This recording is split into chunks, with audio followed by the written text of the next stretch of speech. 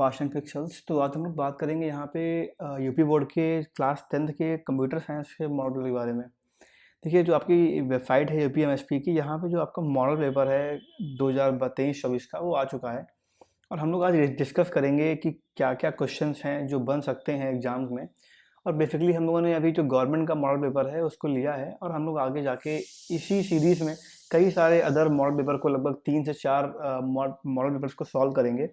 और मैं आपको ये एश्योर कर सकता हूँ कि आप लोग अगर उन 4 मॉडल पेपर्स को तैयार कर लेंगे तो उसके बाहर का आपका जो भी सिलेबस है, जो भी एग्जाम पैटर्न आपका आएगा बोर्ड्स का, वो उन 4 या 5 मॉडल पेपर्स के बाहर नहीं आएगा।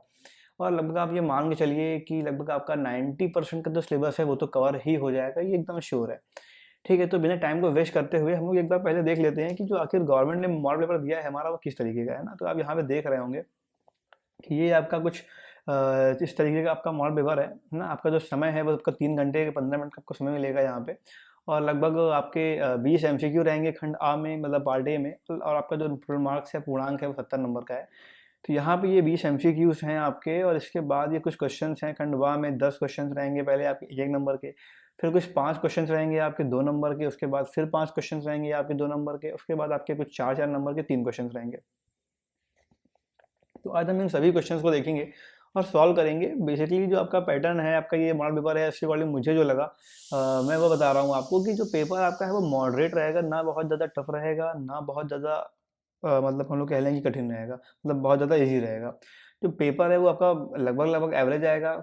आधा कोडिंग का आएगा पोर्शन, आधा जो पोर्शन आएगा आपका वो आपका आएगा थ्योरी का। लेकिन अब तक जो ये मॉडल पेपर है, इसके अकॉर्डिंग तो मेरा जो अनुमान है, जो मेरा गेस है, जो पेपर आपका आएगा उसमें जो थ्योरिकल पोर्शन है वो ज़्यादा रहने वाला है कंपेरेटिवली टू कोडिंग पोर्शन की। मतलब आप ये मान चलिए लगभग आपकी 40 to 30% आपकी कोडिंग रहेगी, और लगभग 60 से 70% के आसपास आपका जो आपका ये थ्योरिकल पोर्शन है वो रहेगा। तो बिना टाइम को वेस्ट करते हुए चलिए हम लोग शुरू करते हैं अपने लेक्चर को, और देखते हैं कि आखिर आज हम लोग किन किन चीज़ों को सॉल्व करेंगे, और पूरे मॉडल पेपर को हम लोग एकदम डेप्थ में एनालाइज करेंगे पूरे मॉडल पेपर को। तो बिना टाइम को वेस्ट करे हुए हम लोग चलिए शुरू करते हैं अपने क्वेश्चंस पे।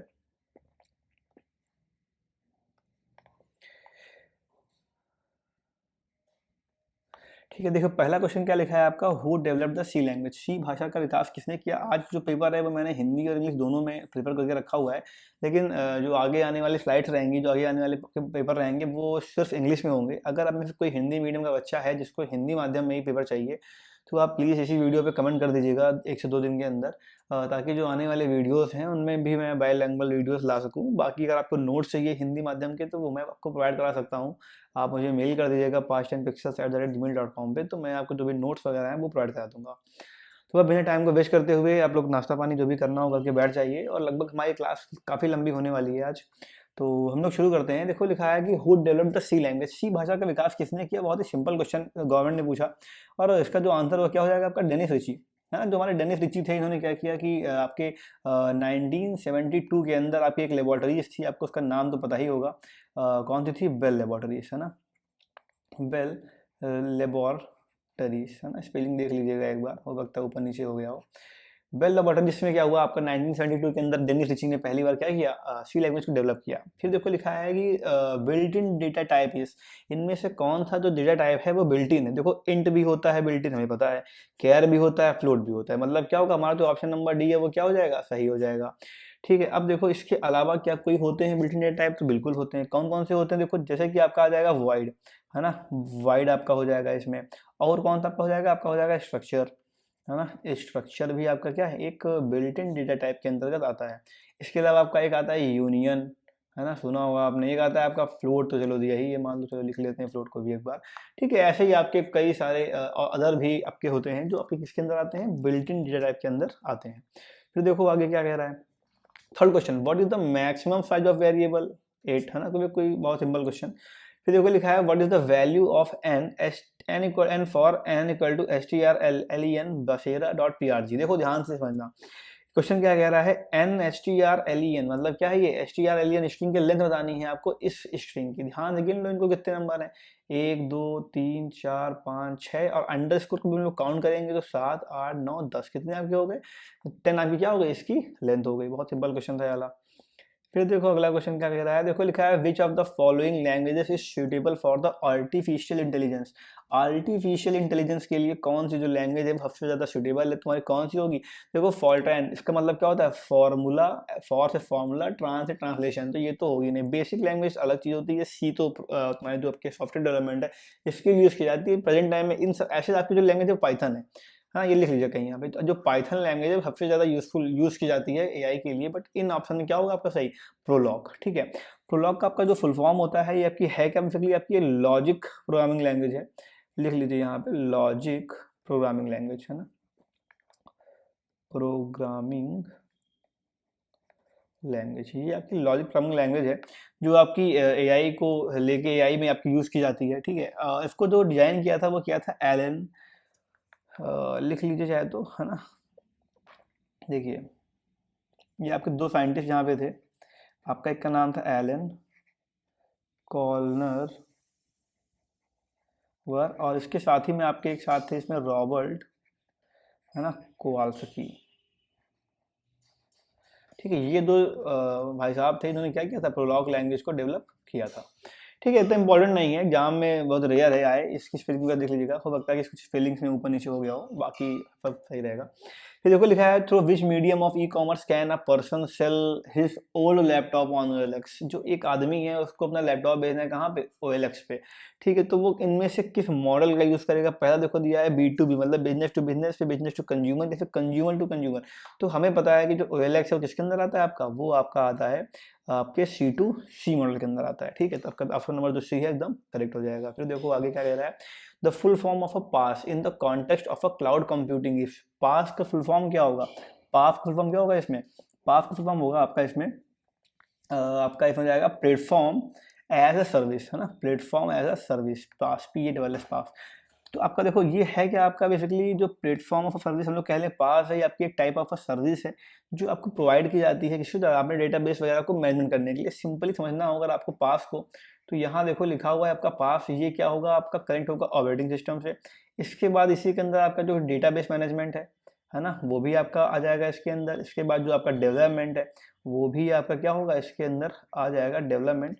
और उसके बाद आपका जो भी आपकी मिडिल वेयर है ना, मिडिल वेयर, जो भी आपका मिडिल वेयर है ये भी इसके अंदर आ जाता है ना। मतलब बेसिकली अगर हम लोग कह लें, लिखा है complete a cloud environment that includes everything developers need to build respond manage application, है ना। मतलब कई आपकी जैसे मान लीजिए आपको कोई एप्लीकेशन बनाया आपने, या आपको कोई एप्लीकेशन डेवलप करना है, तो उसको हम कैसे मैनेज करेंगे, तो उसके लिए हम क्या करते हैं, इस पास का यूज़ करते हैं। फिर देखो लिखा है how many type of a cognition are there in AI. ठीक है, आपके जो भी कितने टाइप के आपके कॉग्निशन होते हैं, अभिज्ञान होते हैं, इसके बारे में कई सारे डाउट्स हैं। बेसिकली मेरे ख्याल से इसका जो प्रेजेंट टाइम में आंसर होगा वो आपका 3 होगा ना, क्योंकि कॉग्निशन के आपके जो टाइप हैं एआई के अंदर वो 3 होते हैं बेसिकली। अब इसका कंफर्म आंसर मैं नहीं कह सकता हूँ, लेकिन 99% आपका आंसर यही सही है कि मैंने सर्च किया था इसको, लेकिन इसका एग्जैक्ट आंसर मुझे कहीं मिला नहीं प्रेजेंट टाइम। फिर देखो लिखा है आपका by which of the following names it's a crypto currency known. Crypto currency को हम लोग किस नाम से जानते हैं, बहुत सिंपल क्वेश्चन, किस नाम से जानते हैं आपको, इसको हम जानते हैं डिजिटल करेंसी के नाम पे। अगर मान लीजिए आपका जाके एग्जाम्पल बताओ भाई, चलो भाई ठीक है, कुछ क्रिप्टो करेंसी की बताओ एग्जाम्पल हमें, तो देखो पहले क्या लिखना, बिटकॉइन, सबसे पॉपुलर क्रिप्टो करेंसी है बिटकॉइन। इसके बाद आपका नाम हो जाएगा डॉग कॉइन, है ना, डॉग से याद रखना डॉग कॉइन। फिर देखो और कोई कॉइन है क्या, हाँ सर बिल्कुल है, कौन सा कॉइन है आपका, फाइल कॉइन है आपका एक, है ना, ठीक है। और इसके अलावा एक आपका एवलांची करके है, एवलांच।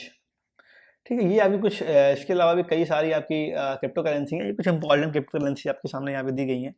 फिर देखो लिखा है printf function writes data to which output device. जो प्रिंटअप फंक्शन है वो किस आउटपुट डिवाइस के थ्रू डेटा को राइट करता है, किसके थ्रू करता होगा आपका, वो मॉनिटर के थ्रू। ठीक, प्रिंट करता है मॉनिटर के थ्रू। फिर देखो लिखा है की feature for cyber security. Cyber security की प्रमुख विशेषता क्या होगी, अनुपालन, कॉम्प्लायंस बिल्कुल है, इम्यूनिटी अगेंस्ट थ्रेट्स बिल्कुल है, डेंजर प्रिवेंशन बिल्कुल है। मतलब क्या होगा आपका जो ऑल ऑफ दिस आपका है, ये क्या हो जाएगा आपका, ये एकदम करेक्ट हो जाएगा। देखो लिखा है when was the first drone invented. बहुत ही टिपिकल क्वेश्चन, बहुत ही कंट्रोवर्शियल क्वेश्चन, कि जो पहला आपका ड्रोन था वो कब डेवलप हुआ। लेकिन देखो आपको बताता हूँ मैं, जो पहला आपका ड्रोन था वो कब डेवलप हुआ आपका 1849 में, है ना, इसको ध्यान रखिएगा। 1849 के अंदर आपका क्या हुआ कि जो पहली बार जो ड्रोन था उसको डेवलप किया गया, फर्स्ट यूएवी जो था आपका अनमैन्ड एरियल व्हीकल, उसको आपका डेवलप किया गया, इसको कब, जुलाई 1819 के अंदर, 1849 है ना, जुलाई 1849 में इसका पहली बार आपको डेवलप किया गया। और इसको कैसे किया गया था, serving as a balloon carrier, है ना, जो बलून कैरियर होते हैं वैसे इसको पहली बार सर्व किया गया था, इससे मतलब इसको बनाया गया था। और ये बनाया किसने था आपका, ये आपकी जो पहली बार इसको डेवलप किया गया था वो आई थिंक ऑस्ट्रियन फोर्सेस थी, है ना, जो आपकी ऑस्ट्रियन फोर्सेस हैं, ऑस्ट्रियन फोर्सेस, इसके द्वारा आप इसको डेवलप किया गया था, ऑस्ट्रियन फोर्सेस के द्वारा। ठीक है, और उसके बाद आपका जब टाइम आता है आपका कौन सा, वर्ल्ड वॉर फर्स्ट का, तो वर्ल्ड वॉर फर्स्ट के टाइम पे 1917 के आसपास जो पहली बार आपके ब्रिटिशर्स थे, ब्रिटिशर्स, ठीक है, ब्रिटिशर्स, इन्होंने डेवलप किया था। और 1918 में क्या हुआ था, आपका जो यूएसए था, इसने अपना पहला फ्लाइंग ड्रोन बनाया था, जो एकदम मतलब ऐसे नॉर्मली उड़ता था। और इसका जो नाम था इस फ्लाइंग ड्रोन का, वो था कैटरिंग बग, ठीक है, कैटरिंग बग, ठीक है, ये आपका इसका नाम था। तो ये पूरा लगभग छोटा सा इतिहास रहा आपका ड्रोन्स का, ठीक है, 1849 का आंसर करेक्ट होगा। फिर देखो अगला क्वेश्चन क्या कह रहा है, क्वेश्चन में 13 लिखा है, what is the full form of UAS. देखो यूएएस का फुल फॉर्म क्या होता है, बहुत ही सिंपल क्वेश्चन है, बहुत ही टिपिकल क्वेश्चन है, इसको बहुत अच्छे गलत कर देंगे अगर एग्जाम में आ गया तो। देखो होता क्या है फुल फॉर्म यूएएस का, लिख लो कहीं क्या होता है यूएएस, है ना, कई सारे बच्चे लगा देंगे अनमैन्ड सिस्टम, लेकिन ऐसा नहीं है, क्या होगा, अनमैन्ड अनमैन्ड एयरक्राफ्ट सिस्टम, क्या होता है, अनमैन्ड एयरक्राफ्ट सिस्टम। ठीक है, तो क्या होगा इसमें, पहला वाला तो होगा नहीं, दूसरा वाला भी नहीं होगा, तीसरा भी नहीं होगा, मतलब क्या होगा, नन ऑफ दिस इसमें करेक्ट हो जाएगा। ठीक है, फिर देखो लिखा है, इनमें से कौन सा विवरण ई गवर्नेंस के लिए यूजफुल है, which of the following description is appropriate for e governance. E governance सबसे के लिए सबसे ज्यादा कौन सा यूजफुल आपका रहेगा, देखो लिखा है, नागरिकों को संलग्न, है ना, मतलब एंगेजिंग, यहाँ दो वाले क्या है ना, एंगेजिंग करना और एम्पावर करना, फिर to provide the citizen with a fair and impartial, providing technology driven government, इनमें से कोई नहीं है ना, तो क्या होगा आपका, नागरिकों को क्या बनाना, engaging and empowering the citizens। फिर देखो अगला क्या कहता है क्वेश्चन, फिर क्वेश्चन कह रहा है, one of the most popular automated tools for unethical hacking is, है ना, अनएथिकल हैकिंग के लिए सबसे पॉपुलर टूल कौन सा आपका हो जाएगा, मॉलवेयर। ठीक, इसमें कोई क्वेश्चन फर्क नहीं। फिर देखो लिखा आपका जो सीवीवी, आपने देखा होगा आपका जो एटीएम बॉक्स होता है, आप एटीएम के पीछे देखोगे तो यहाँ पे 3 अक्षर का कुछ ए मतलब एक्स वाई जेड करके यहाँ पे 3 अक्षर का आपका क्या लिखा रहता है, सीवीवी लिखा रहता है ना, तो ये क्या होगा आपका, कितने अक्षर का होता है, सीवीवी 3 अक्षर का। ठीक है, अब आ जाओ अगले क्वेश्चन पे, तो कह रहा है कि dash has been developed by the national payment system, किसको डेवलप किया, नेशनल पेमेंट सिस्टम में, राष्ट्रीय भुगतान प्रणाली द्वारा क्या विकसित किया गया आपका, यूपीआई, है ना, यूपीआई, आपका ए वाला विकल्प एकदम सही।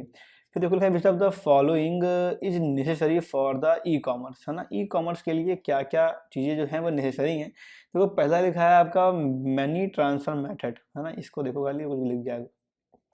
ठीक है, कैसे आपका लिखा है आपका मनी ट्रांसफर मेथड, बिल्कुल, है ना, ये तो हमें इंपॉर्टेंट ही है। ई कॉमर्स वेबसाइट होनी चाहिए ई कॉमर्स के लिए, बिल्कुल होनी चाहिए। इंटरनेट तो बहुत इंपॉर्टेंट, सबसे ज़्यादा जरूरी चीज़ है। तो क्या है, लगभग लगभग हमारे तो सभी ऑल ऑफ द अब क्या होंगे, इसमें सारे ऑप्शन सही हो जाएंगे इसके आपके।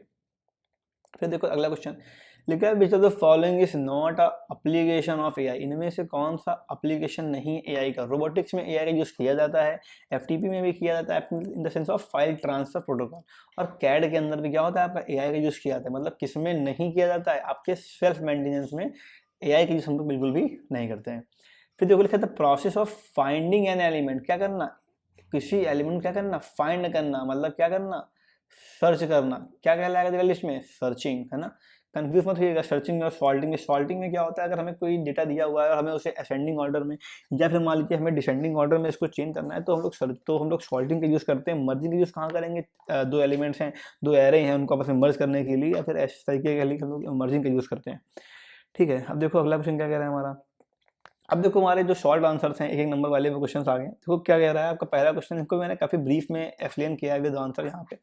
देखो क्या कह रहा है यहाँ पे कि by when and by whom was C language develop, किसके द्वारा बनाई गई सी लैंग्वेज, बहुत सिंपल आंसर क्या हो जाएगा, Dennis Ritchie at a Bell Labs in early 70s, है ना, 1970s के आसपास क्या हुआ, डेनिस ऋषि के द्वारा जो बेल लैब्स के अंदर, बेल लैबोरेटरीज के अंदर पहली बार सी लैंग्वेज को डेवलप किया गया। फिर देखो लिखा है, what is the character set, character set क्या होता है, लिखा है in the C programming language the character set refers to the set of characters that can be used in a C programs, है ना। क्या होता है, एक पूरे सेट कैरेक्टर का जो क्या करेगा, रिफर करेगा कहाँ पे, एक पूरे सेट को लेके कहाँ पे, सी प्रोग्राम के अंदर। तो कहता है basic character set in a C includes, क्या क्या होगा एक कैरेक्टर सेट, एक कैरेक्टर सेट के अंदर आपके सारे अल्फाबेट होंगे, कैपिटल ए से स्मॉल जेड तक, स्मॉल कैपिटल ए से कैपिटल जेड तक, और आपके स्मॉल ए से स्मॉल जेड तक। उसके अलावा क्या क्या होगा आपका कैरेक्टर सेट के अंदर, डिजिट्स होंगी सारी। फिर आपके कुछ स्पेशल कैरेक्टर्स जो है, जैसे आपका स्पेस हो गया है ना, आपके अर्थमेटिक ऑपरेटर हो गए, एडिशन ऑपरेटर हो गया, लॉजिकल ऑपरेटर हो गया, bitwise operator, assignment operator, miscellaneous, जो भी आपके कैरेक्टर सारे होते हैं, तो ये सारे क्या हो जाएंगे इस कैरेक्टर सेट के अंदर आ जाएंगे। ठीक, फिर देखो अगला क्वेश्चन क्या कह रहा है हमारा। अगला क्वेश्चन कह रहा है कि what is a STR-CAT and, हाँ STR-CAT, जो STR-CAT है ना, STR-CAT है क्या, बहुत सिंपल है आपका, क्या लिखा है, STR-CAT is a standard library function in the C that is use for concatenating, मतलब ज्वाइनिंग, ये वर्ड याद रखो खाली, क्या करेगा, ज्वाइनिंग करने के लिए यूज होगा, ज्वाइन करने के लिए यूज होगा। The STR-CAT stand for string concatenate, है ना, इसका मतलब क्या होता है, string concatenate. The function is declare, कहाँ फंक्शन हम लोग करते हैं डिक्लेयर, स्ट्रिंग डॉट एच के अंदर करते हैं। ठीक है, देखो आपको सिंटेक्स दिया हुआ है यहाँ पे, कैर जो भी कैरेक्टर आपकी लेनी है वो ले लिया हमने, यहाँ पे STR-CAT लगाया, यहाँ पे क्या किया, कैर DST जो भी हमें लेना है पहली वाली, कॉन्स्टेंट कैर दूसरा ले लिया, तो क्या करेगा, इन दोनों को ये आपस में मर्ज करके आपका जो भी आउटपुट है वो दे देगा। ठीक है, तो जान लो कैट STR-CAT का यूज कहाँ किया जाता है, सिंपल आंसर किसके लिए, दो स्ट्रिंग को क्या करने के लिए, ज्वाइन करने के लिए किया जाता है, बस इतना याद रखो, कोई दिक्कत नहीं।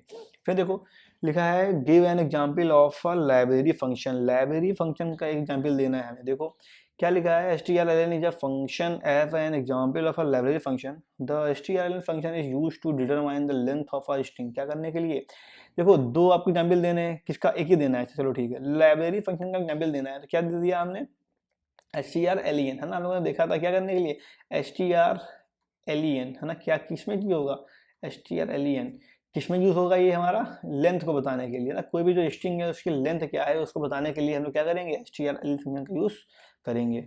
ठीक है, तो देखो लिखा है the type of a crypto currency, crypto currency के टाइप बताने हैं आपको। देखो लिखा है crypto currency include the panel like, आपके कौन कौन से हो गए, बिटकॉइन मतलब BTC एंड डाइवर्स, अच्छा एक प्रकार बताना, तो यहाँ पे बिटकॉइन मेनली हो गया, और उसके अलावा देखो ALT कॉइन्स हो गए, स्पेनिंग टोकन्स हो गए, प्राइवेसी कॉइन्स हो गए। ठीक है, और स्टेबल कॉइन्स आपके अलग अलग प्लेटफॉर्म जो हैं वो अलग अलग क्या करते हैं, स्मार्ट कॉन्ट्रैक्ट्स वगैरह हो गया, इथेरियम वगैरह।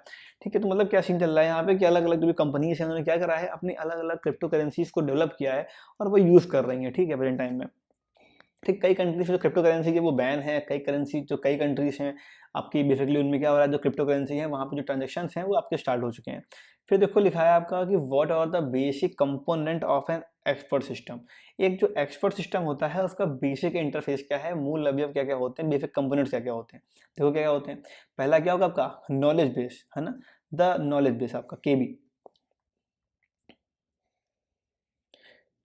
देखो क्या लिखा है, the repository of information facts and rule used by the system, है ना, जो भी हमारे इंफॉर्मेशन है, जो भी हमारे फैक्ट्स हैं, जो भी हमारे रूल्स हैं, क्या करना, उनको सबका सेट बनाना क्या होगा तुम्हारा, ये आपका ये सब इसके अंदर आएगा, आपका नॉलेज बेस के अंदर आपका आ जाएगा। फिर देखो लिखा है आपका interface engine, the component responsible for reasoning and drawing conclusion based on the knowledge stored in the knowledge base, है ना, जो भी आपके क्या होंगे, देखो इधर लिखा है the component response for the reasoning, reasoning के लिए जो रिस्पॉन्सिबल है, जो ड्राइंग के लिए रिस्पॉन्सिबल है, इन सबका क्या होगा, इन सबका जो भी कंक्लूजन बेस्ड नॉलेज होगा वो सारा कहाँ होगा, आपका नॉलेज बेस के अंदर आपका स्टोर रहता है, यहाँ पे स्टोर रहता है। ठीक है, फिर देखो लिखा है user interface allows interaction between the expert system and the user facilitating input of a query presentation of a result, मतलब जो आपका UI है ना, क्या आपका जो भी आपका आउटर सरफेस है कैसा वो लुकअप में कैसा वो दिख रहा है, ये भी क्या आपका, ये भी आपका एक इंपॉर्टेंट कंपोनेंट होता है जिसका एक्सपर्ट सिस्टम का। फिर देखो आपका आता है explanation facility, provide the user explanation for the system reasoning and the conclusion, आखिर जो हमारा सिस्टम है उसकी रीजनिंग क्या काम कर रही है पीछे, ठीक है, या फिर उसका जो कंक्लूजन है वो क्या निकल रहा है, इसके लिए हम क्या करते हैं, एक्सप्लेनेशन फैसिलिटी का यूज करते हैं। तो आपके बेसिकली चार टाइप के आपके क्या हो गए, कंपोनेंट हो गए, इसको हम लोग शॉर्ट में दोबारा देख लेते हैं। पहला क्या हो जाएगा हमारा KB, है ना, नॉलेज बेस, फिर क्या हो जाएगा हमारा I मतलब इंटरफेरेंस इंजन, फिर क्या होगा आपका UI, है ना, यूजर इंटरफेस, आपका फिर क्या हो जाएगा आपका EF मतलब एक्सप्लेनेशन फैसिलिटी, ठीक है, फैसिलिटी। फिर देखो अगला क्वेश्चन क्या कह रहा है, देखो लिखा है व्हाट इज हैकिंग, हैकिंग क्या होती है, hacking generally refers to act of a gaining unauthorized access to the computer system और network with the term hacker used to describe the individual for both positive, है ना, and negative, मतलब ethical hacking और कौन सी आपकी malicious hacking, या हम लोग कह लें अनएथिकल हैकिंग, है ना। इंटेंशन। मतलब क्या होता है, देखो हैकिंग क्या है basically, to gain the unauthorize access, बिना परमिशन की क्या करना, किसी भी कंप्यूटर की सिस्टम की एक्सेस को ले लेना, उसके नेटवर्क एक्सेस को ले लेना और क्या करना, ठीक है, उसका मिसयूज करना, क्या कहलाएगा हमारा हैकिंग कहलाएगा। या फिर मिसयूज करना, या हो सकता है किसी पॉजिटिव उद्देश्य से उसकी चीज़ों को करा गया हो। जब लाइक जो हमारी हम लोग के इंडिया में जो भी आपकी ये रॉ एजेंसी सारी होती हैं, तो भी आपकी इंटेलिजेंस है आपकी, तो कभी कभी काम को करती है, बट एक पॉजिटिव वे में, पॉजिटिव तरीके से चीज़ों को किया जाता है। तो लिखा था टर्म हैकर, है ना, जो भी हैकर टर्म है इसका यूज़ हम लोग करते हैं इस चीज़ को बताने के लिए। आपके एथिकल हैकर, अगर कोई हैकर है वो एथिकल हैकिंग कर रहा है तो उसको हम लोग एथिकल हैकर कहते हैं। या मान लीजिए उसको हम क्या कहते हैं, अनएथिकल हैकर के नाम से भी हम लोग उसको जानते हैं। ठीक है, यहाँ पे क्या होगा, आपने सुना होगा ब्लैक कैट और वाइट कैप करके, ऐसा कोई है ना आपका, उसके लिए भी यूज़ होता है इनके लिए, हैकर्स के लिए। ठीक है, बेसिकली फिर देखो क्वेश्चन क्या कह रहा है अगला, give the full name of UAV, है ना, यूएवी का पूरा नाम क्या है, UAV stand for the unmanned aerial vehicle. क्या होगा इसका, अनमैन्ड एरियल व्हीकल, इसका फुल फॉर्म यूएवी का, सिंपल क्वेश्चन था। फिर देखो लिखा है आपका, what is the sequential file. Sequential file क्या होती है, it refers to a file where the records are store in a linear order. जो सारे रिकॉर्ड्स होंगे कहाँ होंगे, वो लीनियर ऑर्डर में रहेंगे, वन आफ्टर द अदर, है ना, मतलब पहले एक रिकॉर्ड है, उसके बाद दूसरा है, फिर तीसरा है, फिर चौथा है, सारे क्या होंगे आपके लीनियर तरीके से सारे रहेंगे। लिखा है data is accessed in a sequential manner starting from the beginning file and the moves connection to the each record, है ना। क्या होगा, हमेशा हम लोग शुरुआत से ही डेटा को एक्सेस करना स्टार्ट करेंगे, पहले आपका ये एक्सेस हुआ, फिर आपका ये एक्सेस हुआ, फिर ये एक्सेस हुआ, फिर ये एक्सेस हुआ, ऐसे क्या होगा आपका लाइन बाय लाइन वाइज एकदम आपका जो भी आपका पूरा रिकॉर्ड है वो एक्सेस होता चला जाएगा। ठीक है, इसको कहते हैं हम लोग क्या, सीक्वेंशियल फाइल। इंपॉर्टेंट क्वेश्चन है ये, इंपॉर्टेंट है ना। फिर देखो आगे क्या कह रहा है, कह रहा है कि in which areas drone technology be used, किन किन एरियाज में जो हमारी ड्रोन टेक्नोलॉजी है इसका यूज़ किया जाता है। लिखा है drone technology is employed in agriculture for crop monitoring.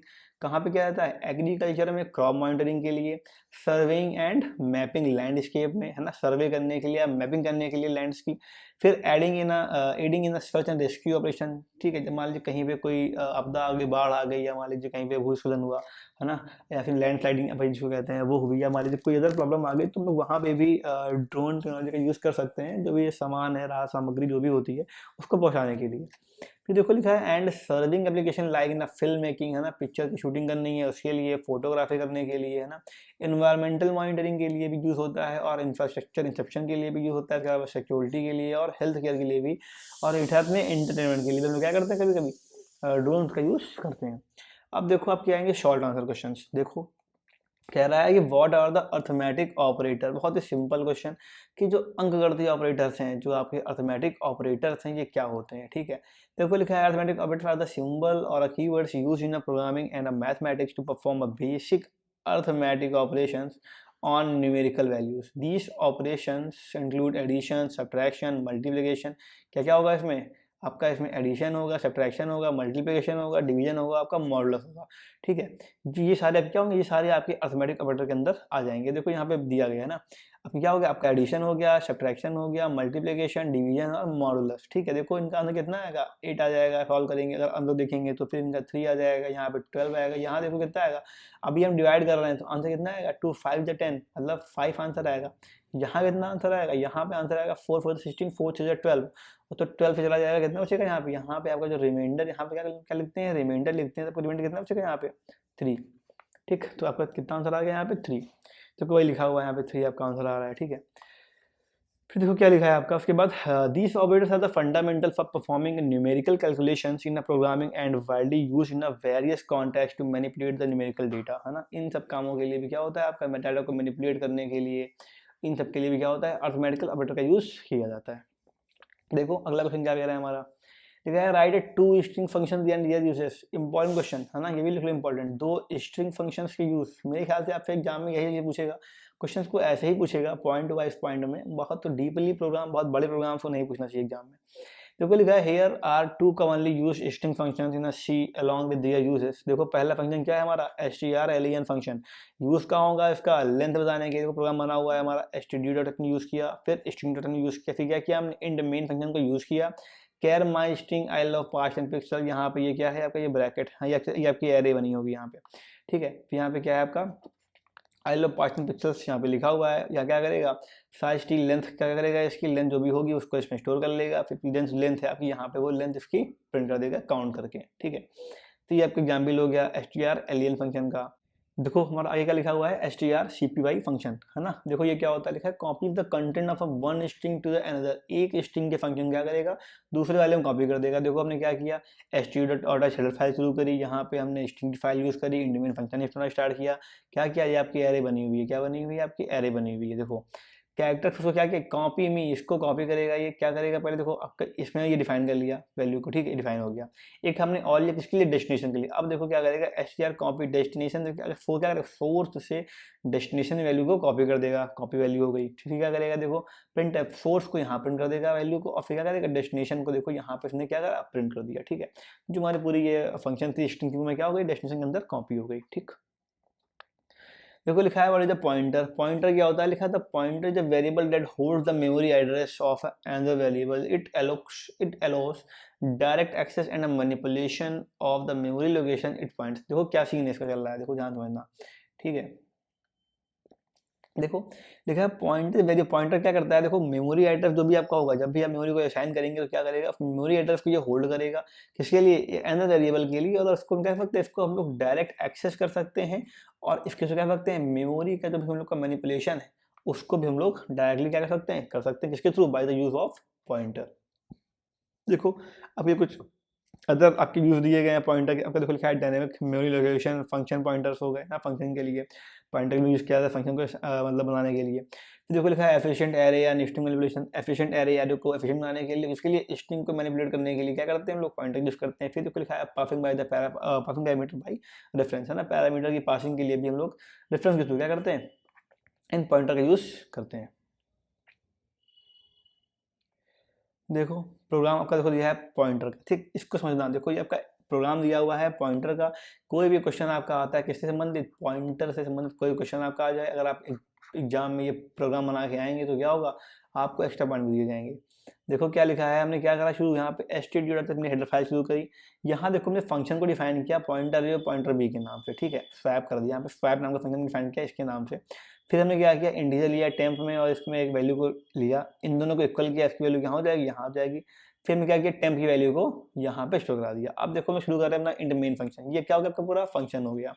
अब देखो इंट मेन को शुरू किया, हमें num1 की वैल्यू कितनी ले ली, 5 ले ली, num2 की वैल्यू कितनी ले ली, 10 ले ली। फिर देखो लिखा है बिफोर स्वैपिंग, स्वैपिंग के पहले क्या है, num1 इक्वल टू इतना है, num2 इक्वल टू इतना है, दोनों क्या कर दिया हमने, प्रिंट कर दिया।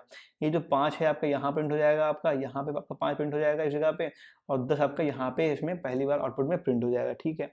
जो क्या करेंगे हम लोग फंक्शन को यहाँ पे कॉल करेंगे और क्या करेंगे, फंक्शन को स्वैप करेंगे। देखो मैं क्या करा, स्वैप यही फंक्शन लिया, एंड num1 और एंड num2, मतलब क्या किया, जो एंड num1 है इसकी वैल्यू कहाँ आ गई आपकी, इंटीजर ए, मतलब ये जो पॉइंटर ए था इसके अंदर आ गई, और जो num2 था मतलब इसकी वैल्यू कहाँ गई आपकी, इस जो पॉइंटर आपका बी है इसके अंदर आपकी वैल्यू आ गई। मतलब अब देखो जो 5 था वो इसमें आ गया और जो 10 था वो कहाँ आ गया, इसके अंदर आ गया। अब ये फंक्शन क्या करेगा, अपना पूरा काम करेगा। एक जो पॉइंटर ए की वैल्यू क्या है, कहाँ जाएगी, मैं पहले जाएगी टेम्प के अंदर।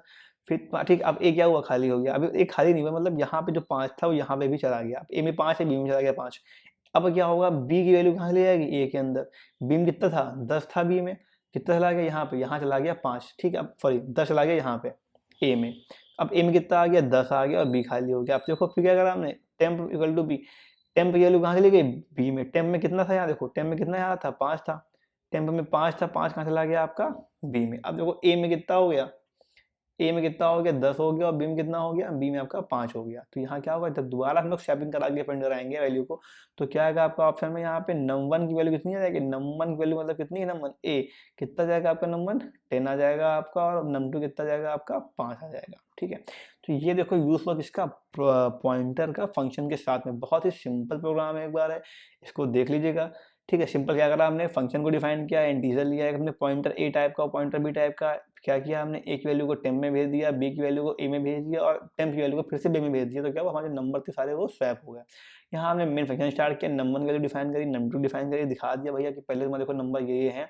क्या किया, फंक्शन को हमने कॉल की, ये हमारी क्या लगी हुई है, ये हमारी पूरी क्या है, ये ये हमारी कमेंट है, ये फंक्शन में क्या होगी, रन नहीं होगी, क्यों कमेंट है, क्योंकि यहाँ पे दो क्या लगे हैं, स्लैश लगे हुए हैं, कमेंट है हमारी। क्या करेगा, स्वैप कर देगा इन दोनों को, ठीक है, नंबर नम2 में। फिर क्या होगा, स्वैपिंग जब नंबर की वैल्यू है वो नंबर में क्या हो जाएगी, 10 हो जाएगी, और नम2 की वैल्यू क्या हो जाएगी हमारी 5 हो जाएगी। बहुत ही सिंपल प्रोग्राम है, इंपॉर्टेंट प्रोग्राम है। कोई भी क्वेश्चन आता है आपका पॉइंट संबंधित या फंक्शन का, मान एग्जाम्पल को दिया, कहा भाई कोई फंक्शन क्या होते हैं, कोई एग्जाम्पल दो, मैं तुमने फंक्शन को क्या किया, तुमने इसके थ्रू पॉइंटर के थ्रू समझा दिया, ठीक, प्रोग्राम याद रखने वाला। तो देखो कह रहा है what is a file handling, ठीक है, ये आपकी हिंदी भाषा है, कुछ इस प्रकार आपकी आ चुकी है, ठीक है। यही एक प्रॉब्लम आती है हिंदी लैंग्वेज को टाइप करने के लिए, तभी थोड़ा सा इशू रहता है हिंदी का, बाकी आप लोग बताएंगे तो अगली बार से कुछ नहीं होगा। फिलहाल तो इनको काट देते हैं, इस हिंदी को इग्नोर मारिए। देखो कह रहा है कि फाइल हैंडलिंग क्या होती है, the file handling in C allow to you to perform operation on a file. क्या करने के लिए, देखो हमें कई सारे ऑपरेशन परफॉर्म करने के लिए किसमें, फाइल्स में हम लोग क्या करते हैं, फाइल हैंडलिंग यूज करते हैं। तो क्या करेंगे, देखो डाटा को रीड करना है हमें, ठीक है, फ्रॉम द फाइल, या फिर क्या करना है, राइट करना है, तो क्या करेंगे, फाइल हैंडलिंग का यूज करेंगे। देखो स्टैंडर्ड लाइब्रेरी प्रोवाइड करते हैं फंक्शन में, जैसे कौन कौन से, एफ ओपन हो गया आपका, एफ क्लोज हो गया, ठीक, ओपन करने के लिए, फाइल को क्लोज करने के लिए, फाइल को रीड करने के लिए, फाइल को क्या करने के लिए, राइट करने के लिए भी हम लोग क्या करते हैं, फाइल हैंडलिंग का यूज करते हैं। देखो सिंपल आपका प्रोग्राम यहाँ पे बना हुआ है, देखते प्रोग्राम क्या है, क्या कर रहा है, देखो आपने यहाँ पे हेडर फाइल खोली, डॉट एच खोली आपने, फिर इंट मेन एक फंक्शन को डिफाइन किया यहाँ पे, और फिर देखो सॉरी फंक्शन कर इंट मेन हमने शुरू किया, मेन फाइल शुरू करी, फिर देखो क्या करा आपने, फाइल में यहाँ पे एक एव पॉइंटर, एक फाइल पॉइंटर हमने ले लिया है, ठीक है, यहाँ पे, और आपने कैरेक्टर को डिफाइन कर लिया है, एरिया ऑफ डेटा का है वो एरिया ऑफ 100 का, ठीक है, कोई दिक्कत नहीं, इसमें साइज उसका साइज है ना, साइज ऑफ 100 का ले लिया आपने। देखो हम लोग फाइल में राइट कर रहे हैं, क्या लिखा है, file pointer equal to F open example dot T S T, यहाँ पे क्या होगा, कॉमा डब्ल्यू, ये जो example dot T S T file आपके सर्वर में पड़ी होगी वो क्या हो जाएगी आपकी, वो आपकी ओपन हो जाएगी। फिर क्या होगा, if file pointer equal to null, तो अगर अगर जो इसकी फाइल पॉइंटर की वैल्यू है वो क्या है, नल है, मतलब कि फाइल नहीं मिल रही, तो क्या दिखा देगा ये कि इधर the file opening for the writing, जो फाइल है वो क्या राइटिंग के लिए ओपन होने के लिए मतलब क्या है, सही नहीं है। अगर नहीं हो गया ऐसा तो क्या होगा, यहाँ पे डब्ल्यू अप कर दिया, क्योंकि क्या होगा, फाइल हमारी जो भी आपको राइट करना है वो इसके अंदर, फाइल के अंदर राइट कर सकते हैं, ठीक। सिंपल प्रोग्राम का है इसका, रीडिंग का फाइल, राइटिंग का फाइल का, writing a file, writing to a file, है ना, सिंपल का प्रोग्राम है, इंपॉर्टेंट है, छोटा सा याद कर लीजिएगा इसको, नहीं समझ में आएगा तो बाकी आप लोग करके देखेंगे एक बार तो आपको बेटर समझ में आएगा इस चीज़ के। फिर देखो क्या कह रहा है अगला क्वेश्चन, कह रहा है ये देखो उसके बाद, अच्छा एक मिनट रखिएगा, देखो ये आपका क्या हुआ, आपका ये आपका यहाँ पे इंडियन फंक्शन आपका डिफाइन हो गया। अब देखो एग्जाम्पल और एक तो देखो क्या कर रहा है, एफ प्रिंटर, ठीक है, एफ प्रिंटर क्या करेगा, फाइल पॉइंटर में हेलो फाइल हैंडलिंग जो भी आपको राइट करना है वो यहाँ पे राइट कर देगा, और क्या करेगा, प्रिंटर को क्लोज कर देगा। यहाँ तक क्या हो गया आपका, ये आपका प्रोग्राम किसका हो गया, पूरा राइटिंग का हो गया, ठीक है। अब देखो फाइल को रीड करना, तो क्या करेंगे हम लोग, क्या करेंगे, रीडिंग का file, file pointer F open example dot T S T comma क्या रीड, है ना, डब्ल्यू था देखो पीछे भी, यहाँ क्या था देखो भी डब्ल्यू, मतलब राइट करना है, इसका मतलब क्या हो रहा है, डब्ल्यू का मतलब, इसका मतलब हो रहा है हमें फाइल में क्या करना है, राइट करना है, ठीक, ओपन करने के बाद। इसका मतलब क्या हो रहा है, आर का मतलब यहाँ पे क्या करना है हमें, फाइल में, फाइल को हमें रीड करना है, ठीक है। अगर फाइल पॉइंटर की वैल्यू नहीं आ रही है तो क्या दिखा देगा कि भैया फाइल तुम्हारी जो है वो नहीं मिल रही है, ठीक है। और क्या करेगा, अगर मान लो फाइल मिल गई, अगर ऐसा नहीं है तो क्या करेगा, F gate data file of data, file pointer जो भी है, फिर क्या करेगा, print F data read from the file, data को क्या करेगा, रीड कर लेगा डेटा, ठीक है, F close the file pointer, ठीक दीजिए। फिर क्या होगा, जो फाइल पॉइंटर आपका वो क्लोज हो जाएगा और डेटा का 0, ठीक है। सिंपल आपका ये प्रोग्राम पूरा रहा, जिसका रीडिंग का और राइटिंग का छोटा सा प्रोग्राम है, बस करके देखिएगा अपने घरों में, जो भी आपके टर्बो यूज़ करते हैं, जो भी यूज़ करते हो इसको करके देखिएगा। मेरे पास मैक है, अभी एक्सबॉक्स में बेसिकली फाइल पॉइंटर सही से वर्क नहीं करता है, वरना मैं आपको दिखाता है करके क्या क्या क्या क्या क्या जो एक्चुअली में जो ये फाइल की रीडिंग है, जो राइटिंग है वो कैसे काम करती है, ठीक है। देखो आगे क्या कह रहा है, फिर देखो कह रहा है व्हाट इज ड्रोन टेक्नोलॉजी। आखिर जो ड्रोन टेक्नोलॉजी है ये क्या होती है, ड्रोन के सारे लेक्चर्स आपके पड़े हुए हैं डिस्क्रिप्शन में, आपकी जो पूरी लिंक है इसकी वो मिल जाएगी। अगर आपको प्रॉपर पढ़ना है डीप में थ्योरिकल तो आप वहाँ से पढ़ लीजिएगा, और मेरी सजेशन आपका यही है कि जो थ्योरी का पोर्शन है इसको प्रॉपर हर हाल में पढ़ लीजिएगा, क्योंकि जो थ्योरिकल क्वेश्चन हैं वो निश्चित ही आने हैं ना। खोलिएगा वीडियो, लगाइएगा 2x पे, उसको लगाइएगा एयरफोन, और एग्जाम देने से पहले 3-4 बार उनको सुन लीजिएगा। देखो क्या कह रहा है, ड्रोन टेक्नोलॉजी और अनमैन्ड एरियल व्हीकल, मतलब UAV technology refers to use of unmanned aircraft system, US, है ना, unmanned system that can be remotely control और ऑपरेटेड ऑटोनॉमस। मतलब क्या, देखो ड्रोन टेक्नोलॉजी क्या होती है बेसिकली, एक ऐसा किसका सिस्टम, एक ऐसा एयरक्राफ्ट सिस्टम जिसमें क्या होगा, कोई भी मैन नहीं है ना, अनमैन्ड सिस्टम है। और क्या हो रहा है, ये आपका रिमोटली कंट्रोल किया जाता है या फिर ऑपरेटेड ऑटोनॉमस, मतलब क्या अपने आप ऑपरेट इसको हम लोग कर सकते हैं। ठीक है, देखो लिखा है हेयर टू एप्लीकेशन, यहाँ पे देखो दो एप्लीकेशन देने हैं इसके लिए ड्रोन के। हमने क्या दिया, पहला दे दिया हमने एग्रीकल्चर दे दिया। drones are employed in a precision agriculture to monitor and manage the crop efficiency, कितनी क्रॉप आपकी हो रही है, जो भी आपका सीन क्रॉप का है ना, उसके लिए हम क्या यूज़ करते हैं, ड्रोन का यूज़ करते हैं। तो देखो लिखा है इक्विप्ड कैमराज में, क्या होगा, ड्रोन में कैमरा लगे होंगे, आपके सेंसर लगे होंगे। ठीक है, इसी जबकि लगी होती हैं equipped drones can capture the high resolution of image of feed, मतलब क्या एचडी क्वालिटी में, काफ़ी अच्छी क्वालिटी में आपकी जो इमेजेस हैं फील्ड की, वो लोग खींच सकते हैं। ठीक है, ऐसे the crop health and collect the data for the soil condition, और ऐसे हम लोग जान सकते हैं कि जो सॉइल कंडीशन है वो क्या है ना, या फिर जो क्रॉप की हेल्थ है फसल हमारी अच्छी है कि नहीं है, उसके बारे में जान सकते हैं किसके थ्रू, ड्रोन टेक्नोलॉजी के यूज के थ्रू। फिर देखो लिखा है आपका सर्विलांस एंड सिक्योरिटी। ठीक, drones play a crucial role in a surveillance and security application, they are used by the law enforcement agencies ना, जो आपकी लॉ इन्फोर्समेंट एजेंसी होती हैं आपकी, उनके थ्रू यूज़ किया जाता है। आपका बॉर्डर कंट्रोल में यूज़ होते हैं ना, जब आपकी कोई कंट्री है आपका, उसके जो बॉर्डर है उनकी प्रोटेक्शन के लिए भी क्या करते हैं हम लोग, ड्रोन का यूज़ करते हैं। फिर देखो लिखा है प्राइवेट सिक्योरिटी फर्म्स ना, to monitor a large areas है ना, लार्ज एरियाज को मॉनिटर करने के लिए भी क्या करते हैं, ड्रोन का यूज़ किया जाता है। And gather real time intelligence है ना, इनहैंस द सिचुएशनल अवेयरनेस है ना, इन सब कामों के लिए क्या होता है हम लोग यूज़ करते हैं इसका, ड्रोन टेक्नोलॉजी का। इसके अलावा क्या क्या हो जाएंगे बताइए एप्लीकेशन, अगर हमारे जो तीन आगे लिखने को, तो क्या लिख सकते हैं हम लोग, आपका एंटरटेनमेंट, एंटरटेनमेंट। ठीक, फिर बताओ आपका इसके अलावा कहाँ यूज़ कर सकते हैं हम लोग, मेकिंग, फिल्म मेकिंग, अभी बताया मैंने आपको फिल्म मेकिंग के लिए, फिल्म मेकिंग है ना, पिक्चर बनाने के लिए क्या कर सकते हैं हम लोग, यूज़ कर सकते हैं इनका ना। और इसके अलावा कई सारे यूजेस हैं। ठीक है, फोटो शूटिंग वीडियोग्राफी वगैरह के लिए भी हम लोग ड्रोन का यूज़ कर सकते हैं। ठीक, फिर देखो क्या लिखा है, डिफाइन एआई। एआई क्या होता है, ठीक है, artificial intelligence is a branch of a computer science that aims to create intelligent machines capable of performing task that typically require human intelligence. ठीक, क्या करने के लिए, ये कुछ ऐसे कामों को करने के लिए, कुछ ऐसे टास्क को करने के लिए जहाँ पे क्या हो, जहाँ पे ह्यूमन इंटेलिजेंस है जो वो इंपॉर्टेंट हो, उनको करने के लिए हम क्या करते हैं, एआई का यूज करते हैं। AI involve the development of algorithm, models and system that enables machine to mimic cognitive function for learning, reasoning, problem solving, perception and natural language understanding. ठीक है, इन सारी चीज़ों के लिए क्या होता है हम लोग रिसर्च करते हैं, एआई यूज करते हैं लर्निंग के लिए है ना, उसको रीजनिंग के लिए, कोई प्रॉब्लम सॉल्विंग है, परसेप्शन है। ठीक है, नेचुरल लैंग्वेज, ये सारी चीज़ें क्या, ये सारी चीज़ें जब मशीन के थ्रू की जाती हैं तो क्या होता है हमारा, तो हम लोग कह सकते हैं कि हाँ जो मशीन है वो हमारी क्या है, वो हमारी एक एआई मशीन है।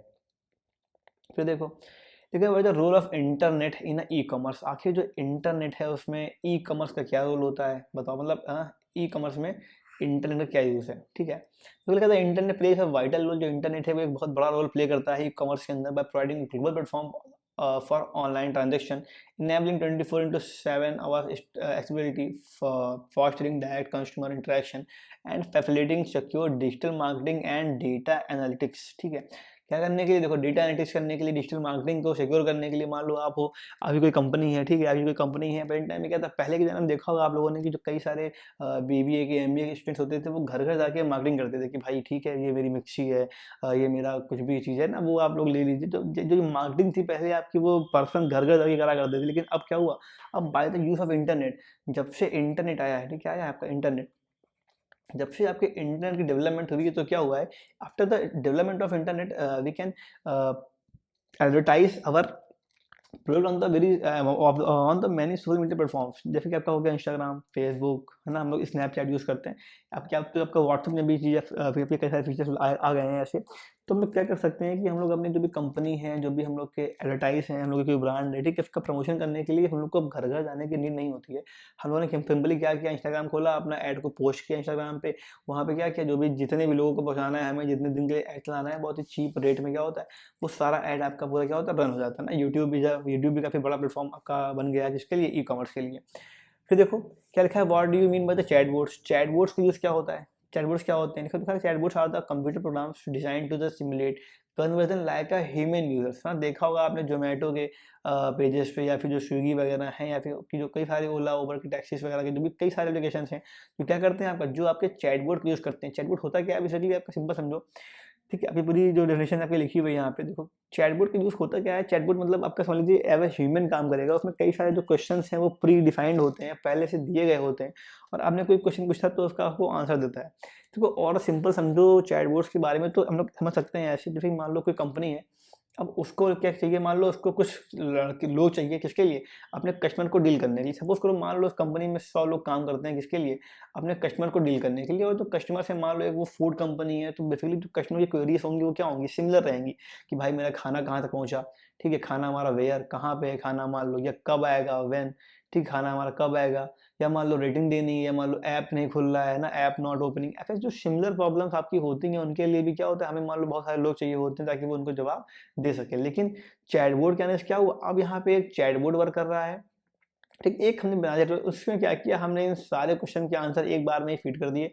अब क्या होगा, जब भी कस्टमर, जो भी कंज्यूमर हमारा जब भी कोई क्वेश्चन को पूछेगा, जब भी कोई, तो क्या जो हमारा चैटबॉट है वो अपने आप क्या करेगा, सेंस करेगा कि आखिर जो यूजर है वो पूछना क्या चाह रहा है, ठीक है, और उसके अकॉर्डिंग क्या करेगा, उसके आंसर को बना के दे देगा। जब बहुत ही कोई क्रिटिकल कंडीशन आ गई जिसका जवाब नहीं है उसके पास, तो क्या करेगा, तब वो कॉल जो है वो इधर ट्रांसफर करेगा। तो अब क्या हुआ कि जब का मेन काम था वो ये चैटबॉट से निपटा दे रहे हैं, तो इससे क्या होगा, जहाँ पे हमें 100 लोग चाहिए थे वहाँ पे हमें क्या चाहिए, खाली वहाँ पे खाली हमें 10 लोग की नीड अब है। तो इससे क्या होता है कि जो कंपनीज है वो क्या कमाती हैं, काफ़ी ज़्यादा प्रॉफिट कमा पाती हैं, और वो हैप्पी हो जाती हैं। जब वो हैप्पी हो जाती हैं तो क्या होता है, उनका जो पैसा है वो बचता है, और जो 10 लोग हैं खाली वो काम करेंगे, बाकी सारा काम क्या हुआ, जो चैटबॉट्स ने डील कर लिया।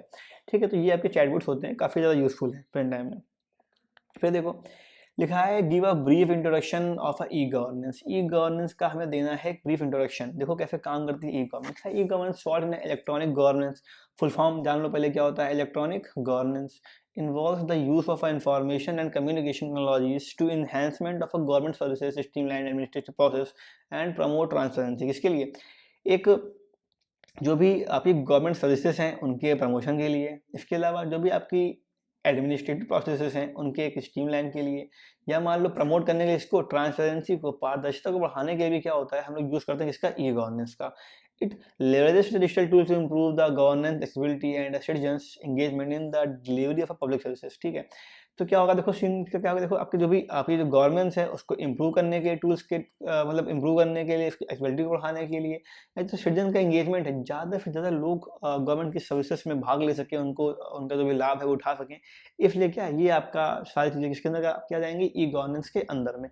प्रिंट टाइम में क्या है, हम लोग आधार कार्ड से लेकर जितने भी फॉर्म फिलअप करते हैं, चाहे वो राशन कार्ड हो तो कुछ भी, तो सारा क्या, सारा सिस्टम ऑनलाइन होता है। तो सारी योजनाएं आपकी गवर्नमेंट की आती हैं वो भी हम लोग को ऑनलाइन ही पता चलती हैं। तो बेसिकली हम लोग कह सकते हैं कि जो आपकी ई गवर्नेंस है वो काफ़ी प्रेजेंट टाइम में यूजफुल थिंग बन के निकल के आ रही है प्रेजेंट टाइम में, हर एक कंट्री में और इंडिया के अंदर भी। फिर देखो लिखा है आपका व्हाट इज साइबर क्राइम, है ना, इंपॉर्टेंट क्वेश्चन है ये, मान चलो साइबर क्राइम क्वेश्चन तो आना ही आना है। साइबर क्राइम पक्का आएगा बोर्ड में, ई गवर्नेंस निश्चित ही आनी है ना, ये सब एकदम इंपॉर्टेंट क्वेश्चन है, इनको एक बार पढ़ लेना, पक्के पक्के आने हैं। फिर देखो क्या कह रहा है इसमें, cyber crime refers to a criminal activities that are carried out using a digital technology primarily internet, मतलब इंटरनेट का ना, इंटरनेट का यूज करके, डिजिटल टेक्नोलॉजी का यूज करके क्या करना, कुछ क्रिमिनल एक्टिविटीज को परफॉर्म करना, क्या कहलाता है तुम्हारा, वो तुम्हारा कहलाता है साइबर क्राइम, है ना। देखो लिखा है it wide range of illegal activities connected in cyber space, है ना। वेब की दुनिया में, साइबर स्पेस दुनिया में क्या करना, कई सारी इलीगल एक्टिविटीज को परफॉर्म करना, क्या कहलाता है, हमारा साइबर क्राइम कहलाता है। देखो अब इसके बारे में पूछा गया कि इसके बताओ भैया मेन टाइप क्या क्या है, क्या क्या है। तो आपके इसके टाइप जो होते हैं कई सारे होते हैं, पर जो क्वेश्चन से आपके 2 मार्क्स का है, 3 मार्क्स का मान लो है, तो हमें बहुत डीप में जाने की जरूरत नहीं, ठीक है। हमें सिर्फ 2 टाइप लिखे, इसके मेनली क्या होते हैं, आपकी हैकिंग, है ना, क्या करना, किसी भी कंप्यूटर क्या कर लेना, अनऑथराइज्ड एक्सेस कर लेना, या फिर फिशिंग, कोई फेक पेज को बना के डाटा की जो भी इंफॉर्मेशन है, जो भी यूजर का इंफॉर्मेशन उसको ले लेना, ये क्या इसको कहलाते हैं हम लोग फिशिंग, आपका हैकिंग हो गया, ठीक है। देखो 2 आपकी एग्जाम्पल ये, these are the 2 prominent example, आपके 2 मुख्य एग्जाम्पल दिए गए हैं। इसके बाद क्या देखो हमारे, इसके अलावा कई सारे एग्जाम्पल हमारे क्या होगा, मालवेयर अटैच करना किसी कंप्यूटर पे, ठीक है, आइडेंटिटी थेफ्ट, ऑनलाइन फ्रॉड करना, और भी कई सारे तुम्हारे एग्जाम्पल आते हैं साइबर क्राइम के, ठीक है। तो क्वेश्चन को फिर हमेशा कैसे लिखना है, हमें जितने नंबर का आंसर है, जितना कुछ पूछा गया उसमें, उसी के अकॉर्डिंग हमें क्वेश्चन को अपना चेंज कर देना है। जो कह रहा है कि answer the following question, what do you mean by the cyber security and explain it's elements. Cyber security क्या होती है और उसके एलिमेंट्स के बारे में बताओ। देखो cyber security refers to a practice of protecting computer system networks and the data from a digital attacks. क्या करना, साइबर सिक्योरिटी क्या होती है, प्रैक्टिस होती है किसकी, अपने कंप्यूटर सिस्टम को क्या करने की, प्रोटेक्ट करने की, ठीक है, अपने नेटवर्क को करने की प्रोटेक्ट, और अपने जो भी डेटा हमारा है, किस तरह डेटा है उसको क्या करने की, प्रोटेक्ट करने की हमारी क्या होती है, प्रैक्टिस होती है। फ्रॉम किससे करना है, फ्रॉम डिजिटल अटैक्स, जो भी डिजिटल अटैक्स होते हैं उनसे, अनऑथराइज्ड एक्सेस से और डैमेज से, ताकि जो हमारा जो डेटा है उसमें कोई साइबर अटैक ना हो जाए, या फिर उसमें कोई अनऑथराइज्ड एक्सेस कोई दूसरा आदमी उसकी एक्सेस ना कर ले, या फिर हमारा जो डेटा है उसमें कोई डैमेज ना हो। इसके लिए हम क्या करते हैं, साइबर सिक्योरिटी का यूज़ करते हैं। It encompasses a range of a measure and strategies aimed at ensuring the confidentiality, integrity and availability of information in the digital space. ठीक है, देखो क्या करेगा, द मेन एलिमेंट, तो क्या क्या इसके मेन एलिमेंट हैं आपके साइबर सिक्योरिटी के। देखो पहला क्या आपका आ गया, देखो सिक्योरिटी इंफ्रास्ट्रक्चर के अंदर आपके आगे फायरवॉल आपका आ गया आईडीएस। ठीक है, फायरवॉल क्या होगी, हार्डवेयर और software based system that monitor the control और traffic acting as a barrier between trusted and untrusted network.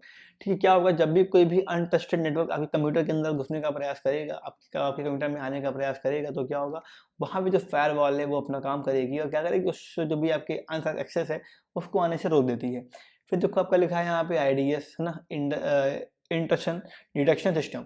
देखो और दिया फिर आपका आईपीएस इंट्रूशन प्रिवेंशन सिस्टम, जो कुछ है tools design to detect and respond the potential security threats और अ पॉलिसी वायलेशन। ठीक है, इसके लिए पोटेंशियल सिक्योरिटी थ्रेट्स को रिस्पॉन्ड करने के लिए, फिर जो पॉलिसी वायलेशन है उनको डिटेक्ट करने के लिए, उनको रिस्पॉन्ड करने के लिए हम क्या करते हैं, इन आईडीएस का और आईपीएस का यूज करते हैं। ठीक, तो ये दोनों आपके इसके अंदर आ गए, सिक्योरिटी इंफ्रास्ट्रक्चर के अंदर आपके आ गए। फिर देखो लिखा है आपका डेटा प्रोटेक्शन। देखो क्या होता है, इंक्रिप्शन, डेटा क्या करना है हमारा, इनक्रिप्ट कर देना और बैकअप और रिकवरी लेना। हमेशा हमें क्या करना चाहिए, डेटा की जो भी बैकअप है जो, और उसको क्या करना चाहिए, हमें लेके रखना चाहिए, ताकि कभी अगर डेटा हमारा लॉस हो जाए तो आप क्या करें, उसकी जो रिकवरी कर सकें। ठीक है, बैकअप मतलब कहीं सेव करके रख लिया, रिकवरी मतलब दोबारा क्या करा, उसको रिस्टोर कर लिया। अब देखो क्या होता है इंक्रिप्शन। इंक्रिप्शन क्या होता है, अभी आपने व्हाट्सएप को खोला होगा, देखो उसमें लिखा ऊपर होता है ऊपर एंड टू एंड इंक्रिप्शन। मतलब क्या होगा, जब भी डेटा मान लो यहाँ पे सेंडर है, ये मान लो आपका सेंडर है, आपका ये जो रिसीवर है, ठीक है, यहाँ पे जब भी कोई डेटा सेंड हुआ इनके पास, ठीक, कोई डेटा सेंड हुआ इनके पास, डेटा यहाँ पे गया, तो अब क्या होगा, मान लो हमने भेजा है और क्या कैसे हो, ठीक है, तो क्या करेगा, उसको ये कई सारे अलग अलग कोड्स की फॉर्म में सेंड कर देगा, ताकि अगर कोई दूसरा यूजर मान लो यहाँ बैठा है, वो चाहता है कि अब क्या करें, यहाँ से डेटा को क्या कर लें, एक्सेस कर लें, तो वो डेटा जब एक्सेस करेगा तो क्या होगा, उसको जो डेटा कोड की फॉर्म में है वो दिखेगा, एक्चुअल जो डेटा था, जो हमारा एक्चुअल मैसेज था, जो भी हमारा एक्चुअल डॉक्यूमेंट था, वो क्या भेजा गया, बीच में कोई भी जान नहीं सकता है। वो सिर्फ कहाँ पे जाके डिक्रिप्ट होगा, जाके जब वो पहुंचेगा रिसीवर के पास। जैसे डेटा पहुंचा रिसीवर के पास, तो क्या हुआ, रिसीवर ने जो भी आपकी जो डिवाइस वो क्या करेगी, वो इस डेटा को डिकोड करेगी आपस में, क्या करेगी, रिसीवर को डेटा जो भी आपका था, ठीक है, और क्या कर रहे हो जो भी है, वो क्या करेगा, रिसीवर को शो करेगा। तो मतलब क्या हुआ, हमारा जो डेटा है वो क्या है, एंड टू एंड इनक्रिप्टेड है। यहाँ से इंजेक्शन शुरू हुआ और यहाँ तक क्या रहा, पूरा डेटा हमारा इनक्रिप्ट रहा, बीच में उसको कोई भी देख नहीं सकता है। फिर देखो क्या लिखा है आपका, आइडेंटिटी एंड एक्सेस मैनेजमेंट, मतलब आईएम। देखो लिखा है multi factor authentication, required to provide a multi form of identification before granting extra layer security. देखो देखो क्या होता है, पहले आपका होता है कि टू स्टेप वेरिफिकेशन वगैरह होता है, कि मतलब आपने कहीं भी लॉगिन किया इंस्टाग्राम वगैरह पे, तो पहले तो भाई आपके जीमेल में कोड गया, मतलब आपने डाला पासवर्ड अपना, और क्या हुआ, उसके अलावा आपने कभी कभी क्या होता है, जीमेल पे कोड जाता है या व्हाट्सएप पे कोड, मतलब मोबाइल नंबर कोड जाता है, ओटीपी जाता है, बिना उसके लॉगिन भी नहीं होता, भले आप पासवर्ड सही डाल रहे हो, ठीक है। तो वह आपका ही क्या होता है, आपका मल्टी फैक्टर ऑथेंटिकेशन। फिर देखो आपका आता है एक्सेस कंट्रोल, है ना, policies and tools to manage and restrict the user access based on real roles and responsibilities. कोई भी आपका यूजर है, उसका क्या रोल है आपके उसमें, आपकी कंपनी में, आपकी पॉलिसी में, और उसकी क्या रिस्पांसिबिलिटीज है, उसके अकॉर्डिंग क्या करना, चीज़ों को एक्सेस देना, लोगों को एक्सेस देना, फिर क्या कहलाता है, एक्सेस कंट्रोल। ठीक है, फिर देखो लिखा है सिक्योरिटी अवेयरनेस एंड ट्रेनिंग। हमें क्या करना चाहिए, हमेशा एम्प्लॉय, जो भी आपके एम्प्लॉय काम कर रहे हैं आपकी कंपनी के अंदर, आपकी फैकल्टी के अंदर, उनको क्या करना चाहिए, हमें प्रॉपर ट्रेनिंग देनी चाहिए, किसके अगेंस्ट में, साइबर सिक्योरिटी के रिस्पेक्ट में, ताकि कभी भी कोई अगर रिस्क ऐसा हो तो क्या हो, वो आपका जो भी अगर अटैक कोई होने वाला है और हर एक आदमी जागरूक होगा इन चीज़ों को लेकर, तो क्या होगा, जो भी आपके चांसेस होने हैं आपके साइबर अटैक्स के या साइबर क्राइम होने के आपके साथ, वो क्या हो जाते हैं, वो बहुत कम हो जाते हैं। ठीक है, ये आपका हो गया। जो कि लिखा है आपका सिक्योरिटी पॉलिसीज, तो देखिए सिक्योरिटी पॉलिसीज क्या करना चाहिए, मैं उनको हमें इंक्रीज करना चाहिए। देखो लिखा है इंसिडेंट रिस्पॉन्स है मैनेजमेंट, है ना, फिर आपका हो गया नेटवर्क सिक्योरिटी। ठीक है, मतलब क्या करना, हमें एंटीवायरस का यूज़ करना और हमेशा एंटी मास्टर का यूज़ क्या करना चाहिए, हमें हमेशा अपने कंप्यूटर में करना चाहिए। इसके क्या होता है, जब हमारा कोई वायरसेस वगैरह आते हैं कंप्यूटर के अंदर, तो क्या होता है, वो तुरंत डिटेक्ट हो जाते हैं और उनको वो हटा देता है। तो क्या लिखा है सिक्योरिटी पैचिंग है ना, सिक्योरिटी मॉनिटरिंग अंदर क्या security information and event management और कॉन्टिन्यूस मॉनिटरिंग, मतलब लगातार क्या करना, चीज़ों को देखते रहना रियल टाइम में कि आखिर कहीं ऐसा तो नहीं कि कोई सस्पिशियस एक्टिविटी आपके उसके अंदर हो रही हो। तो देखो लिखा है government risk management and compliance, GRC वगैरह। तो बेसिकली ये काफ़ी लॉन्ग आंसर आपका था, 4 मार्क्स के आसपास, तो अब इन कुछ पॉइंट्स को आप लिख सकते हैं, कुछ को आप हटा भी सकते हैं अपने आंसर को लिखने के लिए। यूज़ कीजिएगा ग्राफ वगैरह का और अपने आंसर को इसी फ्रेम में करिएगा, ठीक है। फिर देखो लिखा है आपका हो गया कॉम्प्लेक्स मैनेजमेंट, ठीक है। तो ये आपका पूरा आंसर था। लिखा है cyber security is a comprehensive approach that involves the both technological and organisational measure to protect against cyber threats and vulnerabilities. It requires a combination of a proactive planning, continuous monitoring and adaptive response to involving the cyber risk, ठीक है। तो cyber जो security आपकी है वो क्या करती है, आपकी जो सारी चीज़ें सब आपकी जो एक्टिविटीज़ सारी ऐसी हैं उनसे हमें सेव करती है, उनसे बचाती है हमें, ठीक। ये आपका हो गया। फिर देखो आगे क्या कह रहा है, अगला ऑप्शन क्या कह रहा है, देखो लिखा है what are the searching and the sorting. Searching क्या होती है और आपकी और क्या होती है सॉल्टिंग, बहुत इंपॉर्टेंट है। सर्चिंग क्या होगी, सॉल्टिंग क्या होगी, यहाँ मैं लिख दे रहा हूँ मोस्ट इंपॉर्टेंट। अगर थक गए हो अब तक लेक्चर लेते हुए, ठीक, तो क्या करो, आराम से जाओ और अपना खाना पीना कर लो जाके, पानी नहीं पीना हो पानी नहीं पी लो जाके, ठीक। बहुत इंपॉर्टेंट है ये सर्चिंग और सॉल्टिंग। इसके प्रोग्राम्स आप जरूर देखिएगा, उनको याद कर लीजिएगा हर हाल में। बहुत सिंपल प्रोग्राम मैंने यहाँ पे आपके लिए लाया हूँ, आपके लिए आए हैं। देखो क्या लिखा है सर्चिंग। सर्चिंग क्या होती है, कोई हमारी सीरीज दी है, ठीक है, जो लिखा है उसको आप याद कर लीजिएगा। अगर आप इंग्लिश मीडियम के हैं, ठीक है, पूरा कहानी जो भी रंग था देखिए उसको याद कर लीजिएगा। अगर आप हिंदी माध्यम के हैं तो आगे हिंदी का भी दिया हुआ है, वीडियो को आगे बढ़ाएंगे तो आपको हिंदी का मिल जाएगा। ये देखो कहीं दिया होगा, नहीं दिया है, चलो ठीक। देखो ठीक है ना, क्योंकि सर्चिंग सॉर्टिंग में बेसिकली आपके प्रोग्राम्स आते हैं। समझो कि होती क्या है सर्चिंग और क्या होती है सॉर्टिंग। तो सर्चिंग क्या होती है, सर्चिंग मान लो कोई हमारी सीरीज दी है, हमने क्या मान लो सीरीज हमारी दी है 2 है 4 है 6 है 8 है 10 है, मान लो 16 है या 18 है, ये हमारी सीरीज दी गई है, ठीक है हमारी। और हमने कहा कि बताओ अच्छा इस सीरीज के अंदर क्या 8 है, ठीक है, क्या 8 इसके अंदर है। तुमने क्या, अच्छा ठीक बताते हैं सर, तुमने इसको पूरा ढूंढा, ये तुम्हारी पूरी सीरीज बनी हुई यहाँ पे, तुमने सर्च मारा 8 8 कहाँ है, ये तो नहीं है, ये तो नहीं, हाँ तुमने कहा सर इसके अंदर 8 तुम्हारा हमें मिल गया। हमने कहा चलो ठीक कोई बात नहीं। हमने कहा अच्छा बताओ तुम्हारी जो भी ये सीरीज है क्या इसके अंदर 9 है कहीं। तुमने क्या किया, तुमने इसको ढूंढा 9 कहीं है 9 कहीं है, तुम कहीं 9 नहीं मिले, तुमने क्या, तुमने कहा सर इसके अंदर 9 तो नहीं मिलेगा हमें, 9 जो है वो क्या है, नहीं है ना, नहीं है। तो यही क्या है, ये हम क्या कर रहे हैं, हम डेटा को क्या कर रहे हैं, अपनी कोई भी सीरीज है कोई भी हमारा इनपुट है उसमें हम क्या कर रहे हैं, डेटा को सर्च कर रहे हैं, ढूंढ रहे हैं। यही क्या होती है, सर्चिंग होती है। पढ़ते हैं क्या लिखा है, देखो लिखा है searching is the process of finding a specific item और a value in a collection of data. In computer science का searching is often performed on array list और other data structure. 2 common algorithms दी गई हैं अभी searching की। पहले क्या दिया है आपका, दिया है आपका लीनियर सर्च। क्या होगा, सिंपल सर्चिंग एल्गोरिथम होती है, इटरेट्स थ्रू ईच एलिमेंट, हर एक एलिमेंट पे पहुंचेगी लिस्ट और array until that element is found. जब तक हमारा जो एलिमेंट है वो नहीं मिलता है तब तक क्या होती है कि चलती रह जाती है, ठीक है। फिर क्या कहते हैं, करते हैं उसको कहते हैं लीनियर सर्च। फिर देखो लिखा है आपका बाइनरी सर्च। देखो क्या होती है, binary search is an if efficient searching algorithm that works on a sorted arrays. जो आपकी एरे क्या होंगी, सॉलिड होंगी। जैसे कि आपकी ये जो एरे है, कैसे आपकी एरे, ये आपकी एक सॉलिड एरे, मतलब यहाँ देखो 2 4 6 8 10 16 18, मतलब क्या है जो आपकी ये सॉल्ट है, मतलब या तो ये असेंडिंग ऑर्डर में है या तो आपकी ये डिसेंडिंग ऑर्डर में है, ठीक है। उनमें क्या होगा, उन्हीं में खाली आपकी जो बाइनरी सर्च है वो यूज की जाती है। फिर देखो लिखा है it repeatedly divide the search space in at half inch. देखो क्या करेगा बाइनरी सर्च में, अभी बताता हूँ मैं आपको इसमें। देखो ये क्या करेगा, पहले आएगा फिर बीच वाले एलिमेंट पे, देखिएगा कि बच्चा चलो बीच क्या, बीच वाला एलिमेंट जो सर्च करना है वो है, अगर मान लो है तो ठीक है, अगर नहीं है तो देखिएगा कि इधर वैल्यू मिलेगी हमें कि इधर मिलेगी। अगर इधर मिल रही तो मतलब खाली यहाँ से यहाँ तक सर्च करना है उसको, और इधर मिल रही मतलब यहाँ तक खाली यहाँ तक सर्च मारना है, क्योंकि हमारी एरे सारी क्या है वो पूरी सॉल्टेड है, ठीक। फिर देखो आगे क्या करेगा इसके बाद, अब क्या करेगा सीन यहाँ पे, उसके बाद बाइनरी सर्च में ये डेटा क्या मान लो यहाँ मिल रहा है हमें, ठीक है, मान लो मैंने कहा 10 बताओ, तो 10 ये, अब यहाँ से यहाँ तक खाली बचा। अब क्या करेगा, इन दोनों के जो भी बीच का एलिमेंट होगा कोई भी उनको ले लेगा, फिर देखेगा कि इधर जाना है कि इधर जाना है, उसके थ्रू क्या करेगा, हमारी सर्चिंग को करेगा। देखते हैं कि प्रोग्राम में क्या है। देखो पहला आपका प्रोग्राम दिया है आपका लीनियर सर्च का, ध्यान से प्रोग्राम देखने वाला। तो क्या कर रहा है, लीनियर सर्च, ठीक है। देखो ये आपका एग्जाम्पल दिया है, ये अलग है, ये जो प्रोग्राम आपका है ये पूरा अलग है ना, ये अलग प्रोग्राम है, ये अलग प्रोग्राम है, दोनों में अंतर काफी ज्यादा है, ठीक है। कंफ्यूज ना होना कि फर्क ये आपका आउटपुट है क्या, ऐसा नहीं, ये अलग दिया है, वो अलग प्रोग्राम दिया है। देखो समझो पहले प्रोग्राम को, फर्स्ट कैसे मारेंगे। देखो क्या करा गया है, पहले में क्या किया गया, आपका stdio.h फाइल को शुरू किया गया है, कोई दिक्कत नहीं इसमें, ठीक है। फिर देखो void main फंक्शन को यूज किया गया है, ठीक। फिर आपका देखो int num दिया गया है, अभी मैं बीच में क्लिप डाल दूंगा आपकी इसके आउटपुट को करते हुए कि इसका जो आउटपुट है वो कैसा आ रहा है, कैसा हो रहा है, ठीक है। वो मैं डाल दूंगा बीच में ऐड करके। देखो अभी आपका हो गया stdio.h, ठीक है, फाइल हो गई, void main फंक्शन स्टार्ट करा, int एक नम ले लिया, सिंपल बनाया हमने, बिना कोई भी फंक्शन का यूज करे, बिना कोई पॉइंटर का यूज करे, एकदम सिंपल तरीके से प्रोग्राम पूरा बना हुआ है लीनियर सर्च का।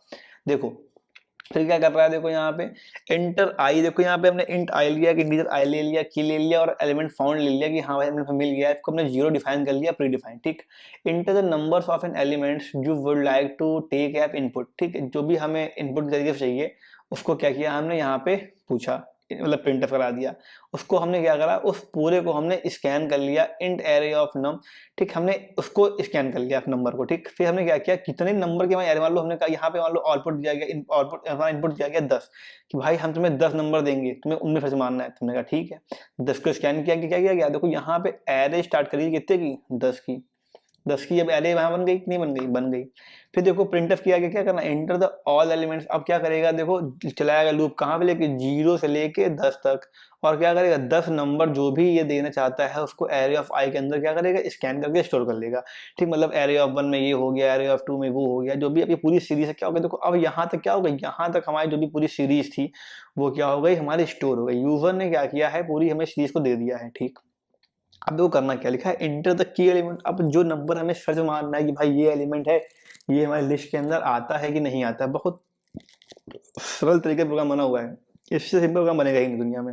देखो क्या करना है, स्कैनएफ प्रेफरेंट आईडी की, जो नंबर को सर्च मारना है हमने क्या किया, स्कैनएफ के अंदर उस नंबर को स्टोर कर लिया, ठीक। नंबर स्टोर हो गया, ठीक।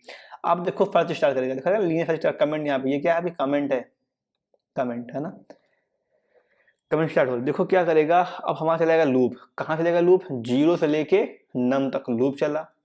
क्या किया, इफ की इक्वल टू, की मतलब क्या, ये की, जो नंबर मान लो हमने कहा था सीरीज को दी थी मान लो 10 नंबर की, और जो भी नंबर सर्च मारना था वो नंबर यहाँ पे स्कैन है।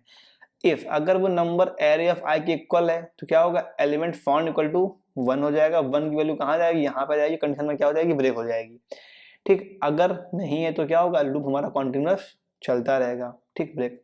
फिर देखो इसके बाद क्या कर रहा है, इफ एलिमेंट फाउंड, जब तक क्या होगा, जब तक आपका लूप मिलेगा तब तक क्या, जब तक काउंट आपका चलाता रहेगा लूप।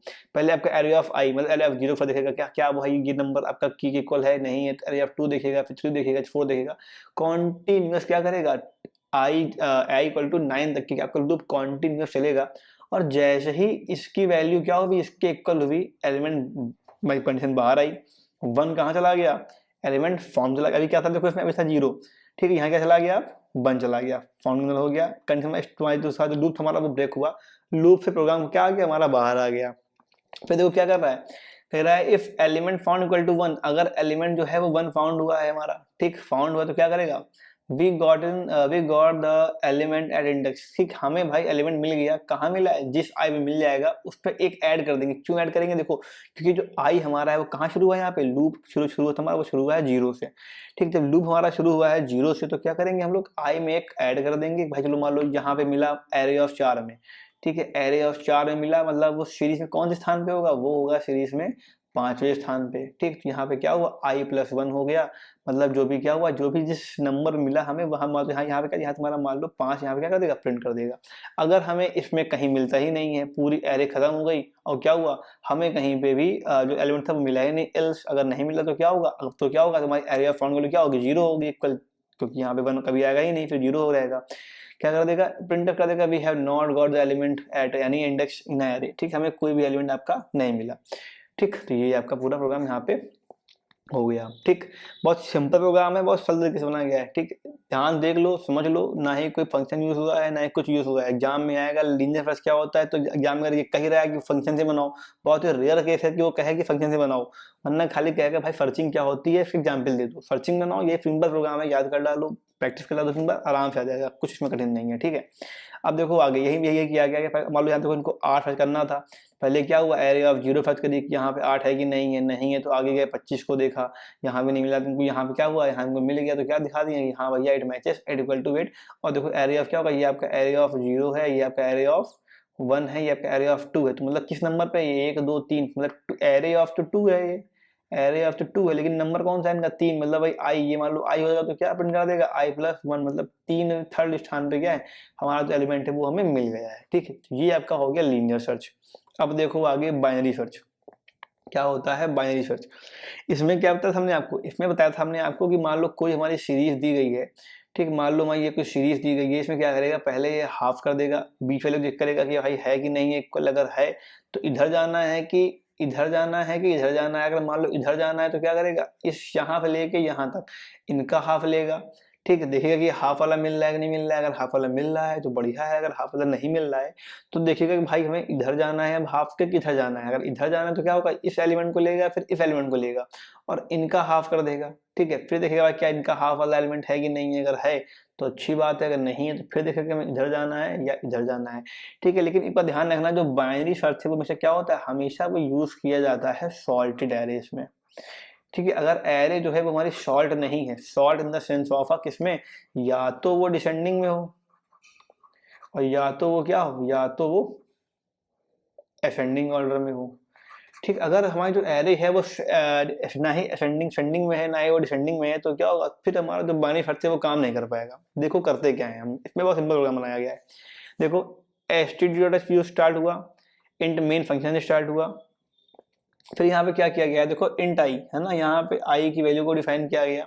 आई लिया हमने इंटीजर टाइप का, लो लिया, हाई लिया, मिड लिया, एन लिया, की लिया, एरे ऑफ 100 की एरे ले ली कि भाई हो सकता है ये 100 नंबर तक की वो नंबर दे दे। ठीक है, हमने कहा आपसे क्या कि भैया तुम्हें enter the number of elements, जो सीरीज हमारी है उसमें कितने एलिमेंट है।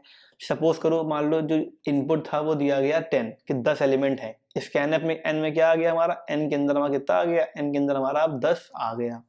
ठीक है, लेके चलो आउटपुट को साथ में, क्या कह रहा है फिर देखो, printf equal to enter percentile D integers. ठीक है कि भैया आप एन का प्रिंट करा दो, मतलब 10 इंटीजर अब तुम इंटर करो, जो यूजर होगा क्या करेगा वो 10 नंबर को देगा।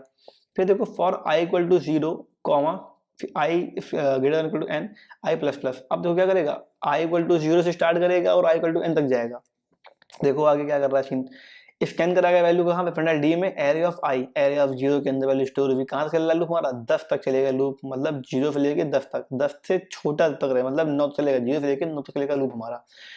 करेगा स्टोर, एरे ऑफ 0 में करेगा वैल्यू स्टोर, एरे ऑफ 1 में करेगा, एरे ऑफ 2 में करेगा, एरे ऑफ 3 में करेगा। ठीक है, पूरी वैल्यू क्या हो गई हमारी, यहाँ तक जो वैल्यू थी हमारी वो स्टोर हो गई।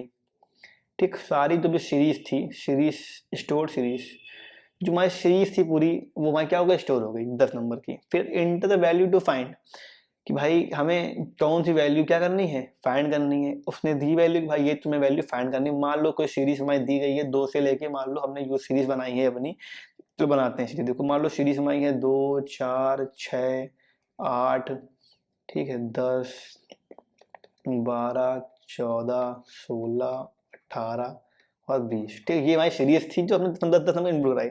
अब लिखा है इंटर की, मान लो हमने कहा चलो तुम ढूंढो कितना, तुम ढूंढो मान लो 6।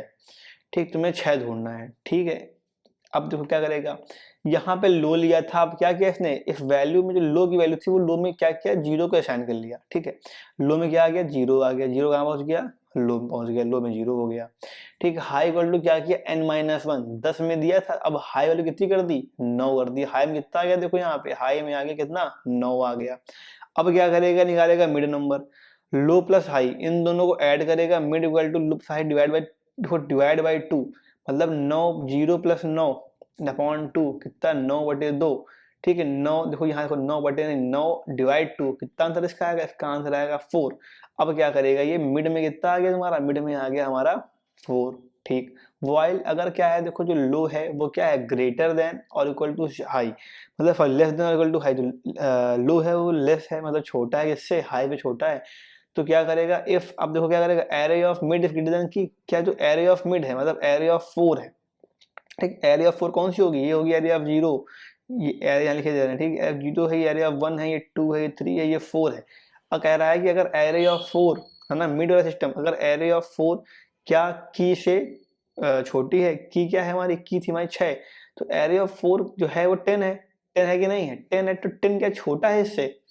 ठीक है, इफ अगर है तो क्या होगा, लो में मिड की वैल्यू हो जाएगी, ऐड हो जाएगी, अगर नहीं है एल्स, अगर नहीं है तो क्या करेगा, array of mid equal to key की में क्या कर देगा, जो की वैल्यू है, की है तो इफ चेक करेगा क्या जो एरे हमारी है वो की के इक्वल है क्या, मतलब जो की क्या ये जो नंबर हमारा है एरे ऑफ मिड मतलब एरे ऑफ 4 4, ठीक है, अगर ऐसा है तो क्या ये 6 है नहीं, क्या हो सकता है कि तुम्हारा भाई इक्वल ही हो, छोटा नहीं तो भाई बराबर है, तो क्या ये 6 है, ठीक है, अभी 6 नहीं है, ठीक है, नहीं है अगर तो क्या होगा, देखो एलसीएम जाएगा फंक्शन, फिर फाउंड अगर खुद मिल जाएगा तो दिखा देगा भाई कि हाँ मिल गया है, ब्रेक कर देगा, अगर नहीं मिला तो क्या करेगा, फिर नहीं मिला तो क्या करेगा, high equal to mid minus one, अब हाई में अभी हमारा नहीं मिला है तो क्या करेगा, high equal to mid minus one, high की जो वैल्यू क्या हो जाएगी मिड माइनस वन, मिड में कितना था अभी 4 था, अब कितना हो गया यहाँ पे 3, 3 कहाँ पहुंच गया, हाई में पहुंच गया, 3 कहाँ पहुंच गया, हाई में, फिर देखो क्या कह रहा है, 3 चला गया हाई में, ठीक, फिर देखो mid equal to low plus high upon 2, क्या करेगा, लो कितना था, लो हमारा था 0,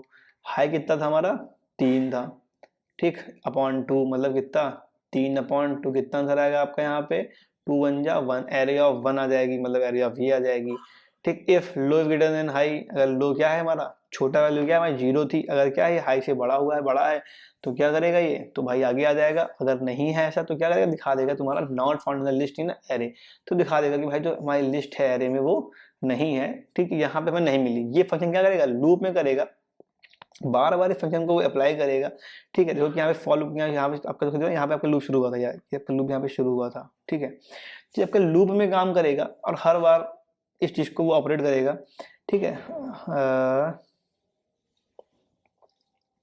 ठीक, ये लूप यहाँ पे आपका ब्रैकेट लगाओ तो ना लगाओ वो तो अलग चीज है ना, यहाँ पे आप ब्रैकेट शुरू कर सकते हैं, यहाँ पे ब्रैकेट आपका एंड हो जाएगा, कोई दिक्कत उसमें नहीं है ब्रैकेट की, ठीक है, तो ये आपका जो क्या करेगा, ये आपका पूरा फंक्शन इस तरीके से काम करेगा और हर बार क्या करेगा, वो नंबर्स को हाफ करता रहेगा, यहाँ देखिएगा भाई इधर जाना है, ठीक है, अब क्या किया उसने वैल्यू को चेंज किया, इधर गया, फिर उसने वैल्यू को हाफ किया होगा, बीच में आया होगा, देखो इनका इनका हाफ कितना जाएगा, यहाँ आएगा, अगर नहीं मिला तो क्या करेगा, वापस फिर जाएगा ऊपर फंक्शन फिर से क्या करेगा, वैल्यू को कम करेगा, ये पूरा सीन आपका चलता रहेगा और फाइनली क्या होगा, जब तक आपका 6 नहीं मिल जाएगा आपका मिड पॉइंट में, तो क्या होगा, जैसे आपको मिल जाएगा तो क्या दिखा देगा, दिखा देगा मिड है, तो का फाउंड एट लोकेशन मिल गया है भाई, कहाँ मिल रहा है, की इक्वल टू मिड प्लस 1, मतलब जो मिड की वैल्यू है उसमें एक इंक्रीमेंट कर देगा एरिया में, क्या एरिया मतलब 2 है तो क्या एरिया ऑफ 3 थर्ड प्लेस से दिखा देगा कि एज लोकेशन एट 3, यहाँ पे वो प्रिंट कर देगा, ठीक है, ये आपका पूरा क्या हो जाएगा, ये आपका किसकी टाइम हो गया, आपका बाइनरी सर्च का मोस्ट इंपॉर्टेंट है, बहुत ही सिंपल प्रोग्राम बना है, ठीक है, बहुत ही सिंपल प्रोग्राम बना है आपका, इसको देख लेना, प्रिपेयर करना, ठीक है, एक दो बार करोगे तो खुद ही आ जाएगा समझ में कि कैसे इसको सॉल्व हम करेंगे,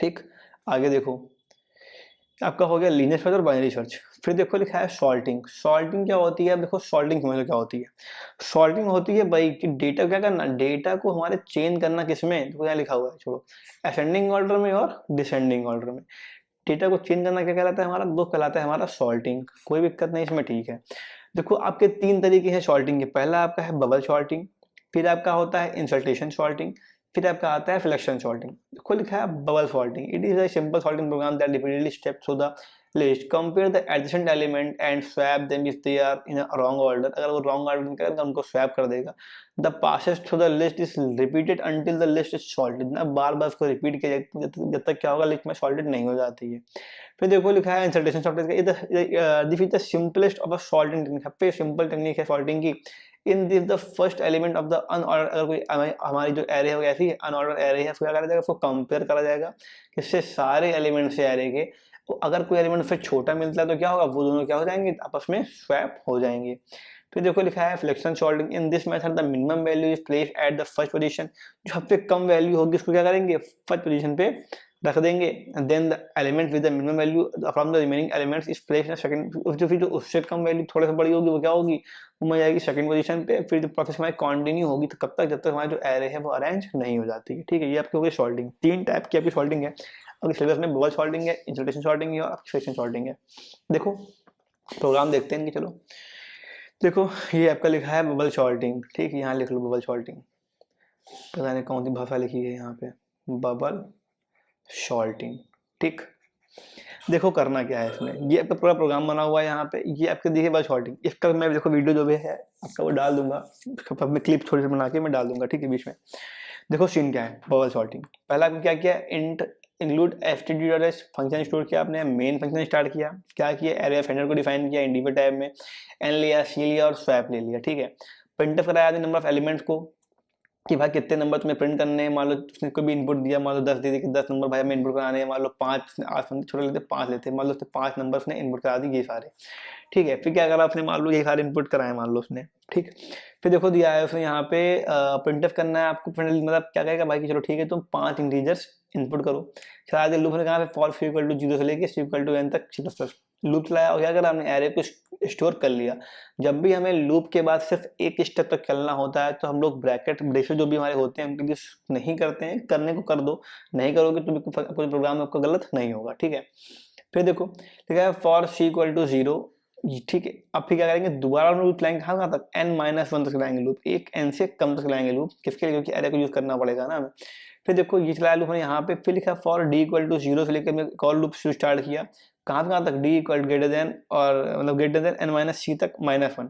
ठीक है, और d प्लस प्लस तक चलाया लूप। इनको इनके माइनस कर दिया, जितना इनकी वैल्यू आएगी हर बार, और -1 कर देंगे कौन, बस चलाएंगे loop. If array of d equal to array of d, अगर जो एरे ऑफ d है, ठीक, एरे ऑफ डी, ठीक, वो क्या है, वो हमारी एरे ऑफ d+1 के से बड़ी है। तो क्या होगा, फॉर डिक्रीजिंग ऑर्डर यूज ये, और एक तरफ ये है ना, डिक्रीजिंग के लिए ये यूज करेंगे। अगर हमें इंक्रीजिंग लेना है, ठीक है, अगर हमें बढ़ते क्रम में सीरीज को लगाना है तो क्या करेंगे, यहाँ पे फिर ये वाला यूज कर देंगे। किसके लिए, इंक्रीजिंग के लिए। अगर हमें डेटा को इंक्रीजिंग के लिए जो एरे है वो फॉल्ट बन जाते हैं इंक्रीजिंग ऑर्डर में। तो ठीक, ये कर दिया हमने। फिर क्या करा हमने, इन दोनों को अगर है तो क्या करेगा, इफ, तो क्या करेगा, स्वैप करेगा। अभी क्या है, स्वैप मतलब एरे ऑफ डी की वैल्यू कहाँ जाएगी, स्वैप में आ जाएगी।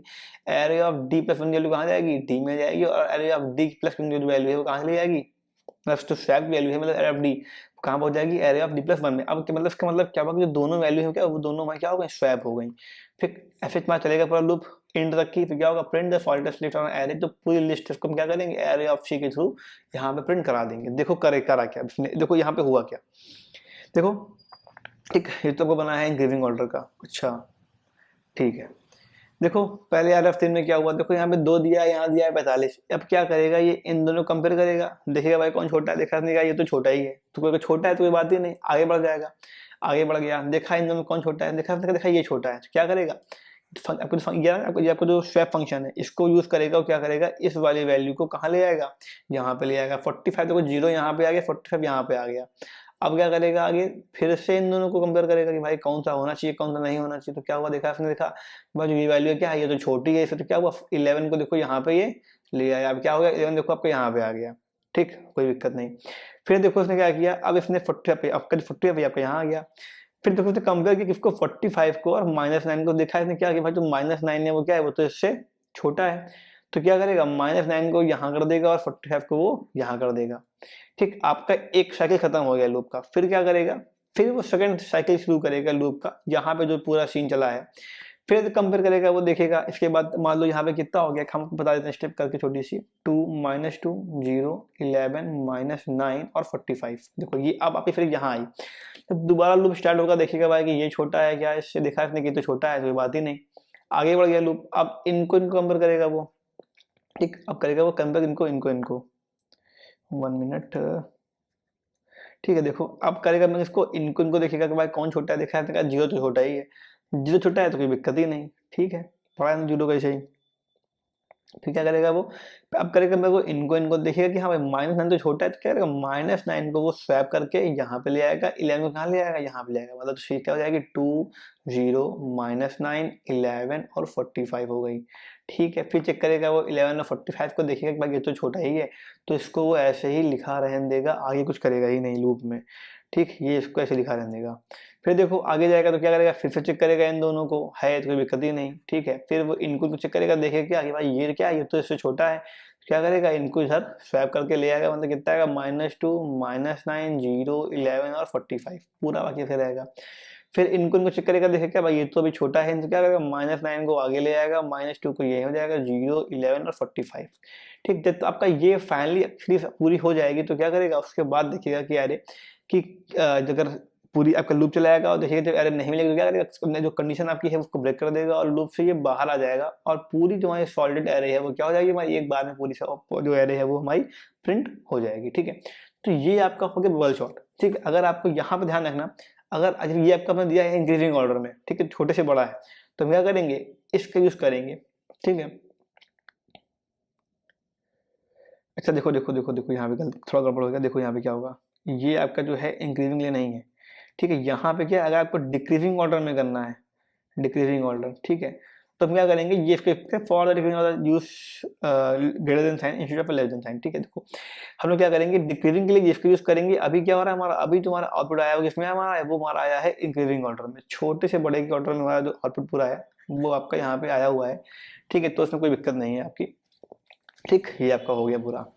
फिर देखो और आगे अगला क्या करना सीन है इसमें, देखो फिर आपका आता है इंसल्टेशन सॉल्ट, ठीक है। ये आपका क्या लिखा है, इंसल्टेशन सॉल्टिंग, इंसल्टेशन सॉल्ट। देखो क्या क्या होगा इसमें भाई, इसमें देखो क्या करेगा, इसमें देखो करता क्या है, पूरा प्रोग्राम बना हुआ है आपका यहाँ पे। इसमें क्या करेगा कि हर बार एक एलिमेंट क्या करेगा, अपने आगे वाले एलिमेंट से कंपेयर करेगा पीछे की पूरी सीरीज को, अगर होगा तो क्या करेगा, इसको वो एकदम आगे सेंड कर देगा। देखो यहाँ पे 9 और 7 है, इनको कंपेयर किया, देखा भाई 7 जो छोटा है उसको आगे भेज दिया, 9 यहाँ पे आगे स्वैप हो गए। फिर देखेगा 9 और 6 का सीन क्या है, मतलब क्या पहला नंबर था वो छोटा है कैप से, अगर छोटा क्या करेगा इसको यहाँ भेज देगा। फिर 15 नहीं है, कोई दिक्कत ही नहीं, 17 को देखेगा तो देखेगा कोई दिक्कत नहीं, 5 को क्या है फिर छोटा है इसको पे आगे भेज देगा, ये यहाँ भेज देगा, 10 तो कोई इसके आगे आ जाएगा, 11 यहाँ आ जाएगा। अब ये पूरी जो सीरीज है वो बहुत जल्दी से क्या हो जाएगी, आपकी पूरी सीरीज सॉल्व हो जाएगी, ठीक है। फिर कहते हैं जो आपका इंसल्टेशन सॉल्ट है वो क्या है, वो मोस्ट सिंपलेस्ट मेथड है इसका सॉल्टिंग का, है ना, सबसे सिंपल तरीका है सॉल्टिंग का। देखो क्या सीन चल रहा है, स्टार्ट किया हमने इंटरमेन लिया, ठीक है, वाइड यहाँ पे लिख दिया गया है, ठीक। फिर देखो हमने क्या किया, इंटरमीडिएट टाइप की हमने एन ले लिया, आई ले लिया, जी ले लिया और टेम्प ले लिया, ठीक। फिर देखो हमने यहाँ पे ली एरे ऑफ 64 की एरे ले ली, ठीक है। नंबर ऑफ एलिमेंट जो इंटर कराने हैं हमने वो डाले, कितने नंबर मान लो हमें यहाँ पे 3 3 6 तो 8 नंबर हैं, तो 8 नंबर कराने, इनपुट हमने क्या किया, एंड में 8 को स्टोर कर लिया, यहाँ पे लिखा है 8 नंबर, ठीक है, हमें नंबर यहाँ पे दे दिए कॉमा लगा के। और फिर क्या किया हमने, यहाँ पे जो भी डाटा आएगा उसको हमने एन के अंदर क्या करा, सारा हमने स्टोर कर लिया, सॉरी मतलब मैंने चला के लूप एरे ऑफ आई के अंदर क्या करा, उसको हमने पूरा स्टोर कर लिया। अब देखो यहाँ तक क्या हुआ, यहाँ तक हमारी पूरी सीरीज है वो हमारी क्या हो गई, स्टोर हो गई, ठीक, मैं पूरी 8 नंबर की सीरीज स्टोर हो गई। फिर देखो चलाएंगे loop for I equal to 1 से लेके कहाँ तक, एन तक चलाएंगे, मतलब आई इक्वल टू 1 चलाएंगे लूप कहाँ तक, एन तक के लिए, ठीक है। लूप चलाएंगे हम लोग, क्या करेंगे देखो, फिर जे ऑफ आई, जे आई की जो वैल्यू है, मतलब अगर आई में 1 है, ठीक, तो क्या होगा, अब 1 किसमें आ जाएगा, आपका जे के अंदर आपका आ जाएगा। फिर देखो लिखा है while J if greater than 0, जब तक जे ग्रेटर देन 0 0 से बड़ा है, या देखो लिखा है array of J minus 1 equal to greater than equal to array of I है, तो क्या करेगा, देखो आपका temp equal to R array of J, तो एरे ऑफ जे की वैल्यू कहाँ पे देगा, यहाँ पे देगा, जे माइनस 1 की वैल्यू कहाँ क्या करेगा, यहाँ पे भेज देगा, और जो टेम्प की वैल्यू है आपकी वो उसको यहाँ पे भेजेगा, ठीक है। मैं क्या करता हूँ, मैं अभी आपके लिए सॉल्टिंग का और सर्चिंग का प्रॉपर एक वीडियो अलग से डाल देंगे आपके लिए, ताकि आपको जो भी चीजें समझने आपको वो ईजी रहे, ठीक है। तो ये सीन है। फिर तो क्या करेगा, जे माइनस माइनस मतलब जे की जो वैल्यू में क्या हो जाएगा, एक आपका डिक्रीमेंट हो जाएगा, जे की वैल्यू में क्या हुआ यहाँ पे, डिक्रीमेंट हुआ जे की वैल्यू में, प्रिंट कर देगा किसको, सॉल्टेड एरे को, लूप चला के क्या किया हमने, पूरी सॉल्टेड एरे को प्रिंट कर दिया, ठीक है। इसमें क्या हुआ, आपको ये पूरा जो फंडा यहाँ पे काम किया है पूरे में, इसको आप लर्न कर लीजिएगा, एक बार प्रैक्टिस कर लीजिएगा कैसे क्या काम कर रहा है। उसके बाद क्या होगा, फिर यहाँ पे हम चला के लूप सीधे सीधे एरे को इनपुट करा देंगे, ठीक है। कुछ इस तरीके से आपकी क्या होगी, जो भी आपकी एरे है वो पूरी शॉर्ट एक बार में हो जाएगी। फिर देखो आगे क्या कह रहा है, फिर आपका आता है सिलेक्शन शॉर्ट, ठीक। इसमें क्या होता है, देखो बताया था आपको मैंने पहले क्या होती है, कि आपकी क्या होती है सिलेक्शन सॉर्टिंग। देखो इसमें क्या करा हमने, एरे या तो यहाँ पे आपकी एक प्री डिफाइन एरे ली गई है, ठीक है। आपकी जो एरे है उसको पहले से डिफाइन कर दिया क्या, 10 नंबर की एरे, कि भाई ये एरे, ये आपकी जो एरे वो अलग है, ठीक। देखो क्या करेगा इसमें, आपका यहाँ चलेगा चेक करेगा, स्वैप करेगा वैल्यू को, दोनों को ना चेक करेगा भाई कि कौन किससे बड़ा है कौन किससे छोटा है, मिड नंबर अगर ऐसे करके लेता है, देखो ये। तो क्या कह रहा है, फॉर आई इक्वल टू 0, फिर ने लूप को स्टार्ट किया, I greater than equal to less than equal to 9 - 1 I plus plus, loop गया पूरा, ठीक है। फिर देखो यहाँ पे position I equal to I की वैल्यू क्या हुई, यहाँ पे पोजीशन में सेव हो गई आपकी। फिर चला आपका देखो लूप, यहाँ पे J equal to I plus 1 से जब लूप चला, आई प्लस 1 से क्या था, जे इक्वल टू एन तक लूप चला, एरे ऑफ पोजीशन में क्या हुई आपकी वैल्यू, अगर ग्रेटर देन है तो क्या होगा, पोजीशन इक्वल टू जे, जे की वैल्यू क्या होगी आपकी पोजीशन के अंदर स्टोर हो जाएगी। अगर if position factorial equal to I, अगर इसकी जो फैक्टोरियल क्या है वो आई के इक्वल है, मतलब आई की वैल्यू क्या होगी, पोजीशन ऑफ एरे फैक्टोरियल में क्या होगी, यहाँ पे कंडीशन ऑपरेटर है, अगर इसकी वैल्यू क्या है, नॉन जीरो है, तो क्या करेगा, इसको ऑपरेट करेगा, swap equal to array of I, ये वैल्यू यहाँ जाएगी, ये वैल्यू यहाँ चली जाएगी आपकी, ठीक है। और ये जो अगर वैल्यू आपकी है यहाँ पे चली जाएगी, तो आपका जो फंक्शन पूरा है वो स्वैप हो जाएगा, ठीक है।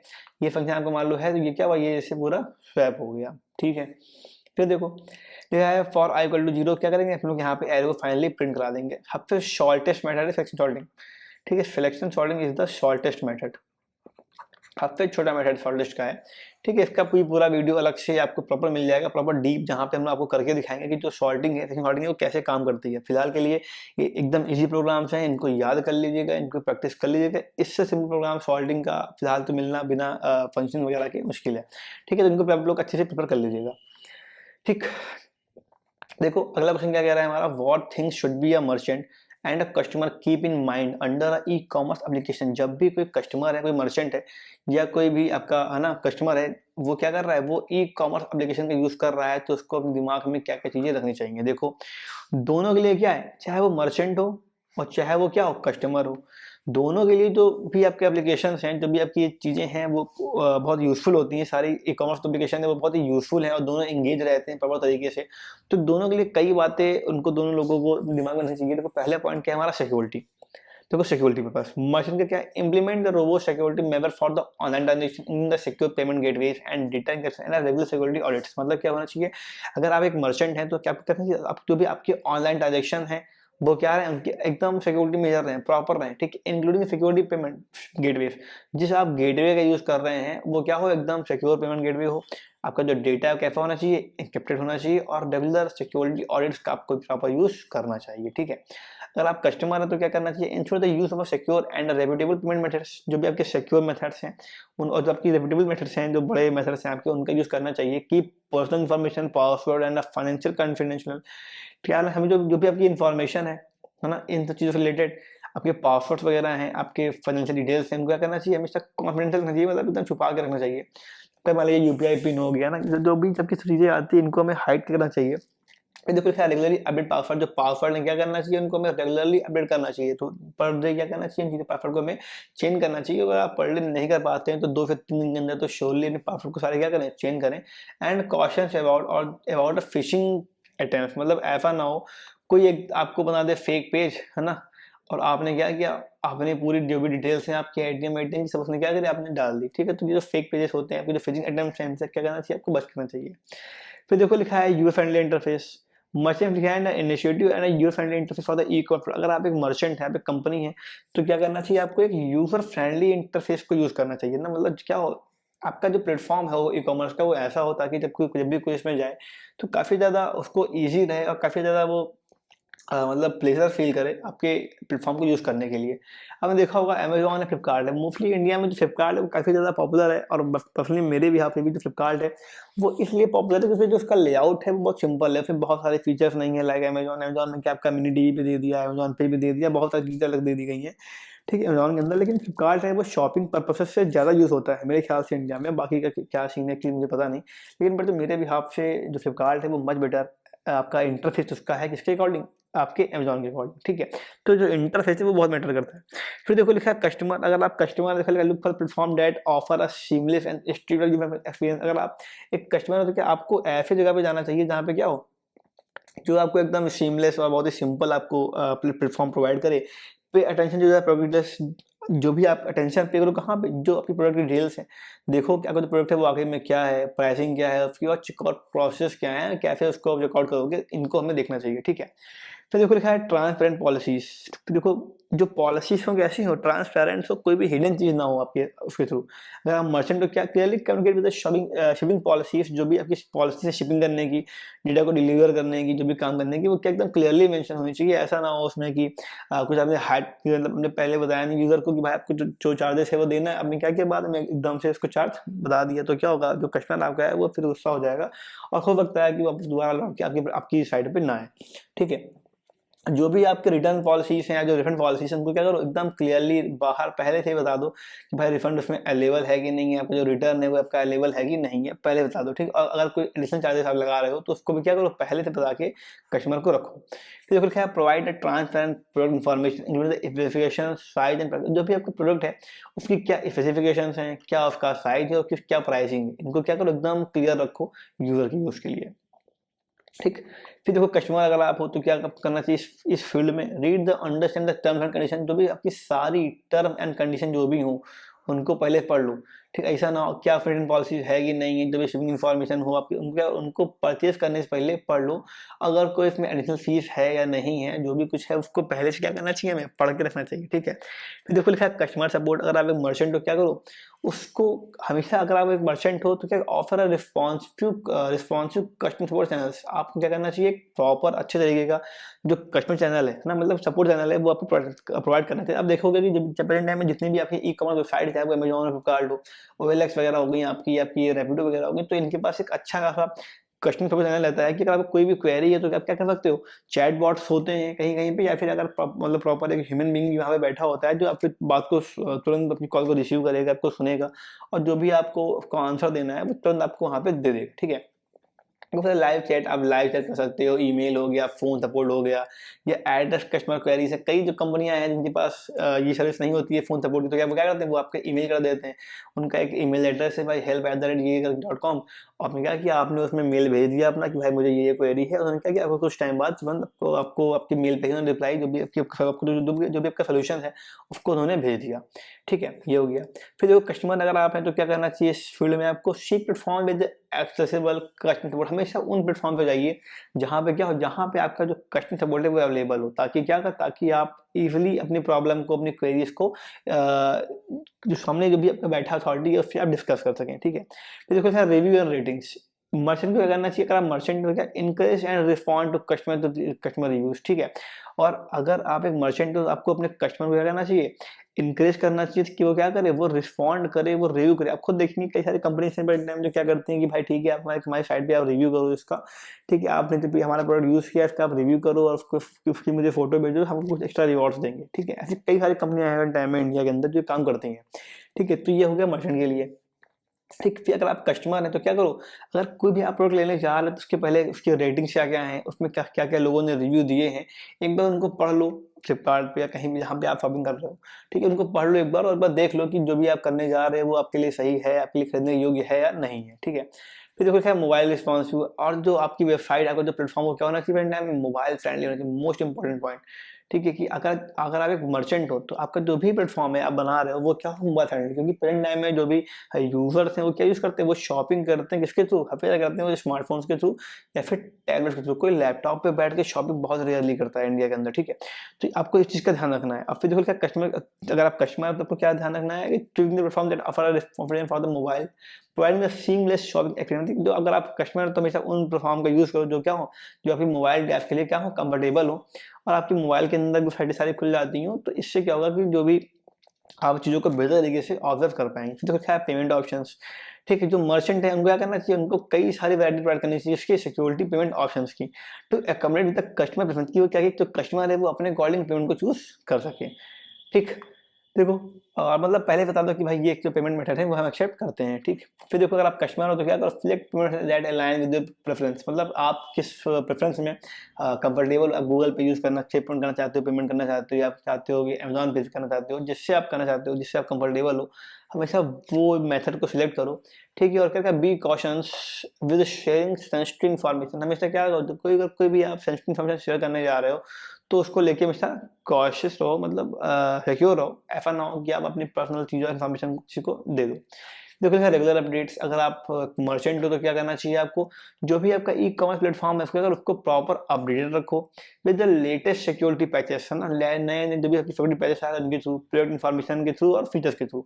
अगर आप कस्टमर हो तो क्या करना चाहिए आपको, डेली अपडेट द अब आपका जो भी ऐप है उसको प्रॉपर तरीके से, मतलब अगर डेली अपडेट आ रही है तो आप उसको डेली अपडेट रखो। And for that browser is secure, आपका जो ब्राउजर हो क्या होना चाहिए, वो आपका सिक्योर होना चाहिए। And be aware of any announcement और एंड चेंजेस मेड, अगर कोई प्लेटफॉर्म ने आपके कोई अनाउंसमेंट करी है, कोई चेंजेस लाया है, वो तो क्या करो उसके बिहाफ में हमेशा अवेयर रहना चाहिए कस्टमर्स को।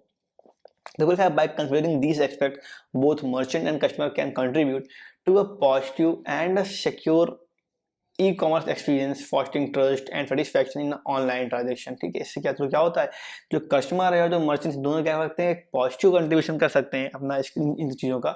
जो ट्रस्ट है आपकी और सेटिस्फैक्शन है आपका ऑनलाइन ट्रांजेक्शन में, वो क्या होगा, इन सब चीज़ों को यूज़ करके आपका वो बिल्डअप होगा। ठीक, फिर देखो अगली स्लाइड पे आ जाओ। देखो लिखा है what are control statement in C language.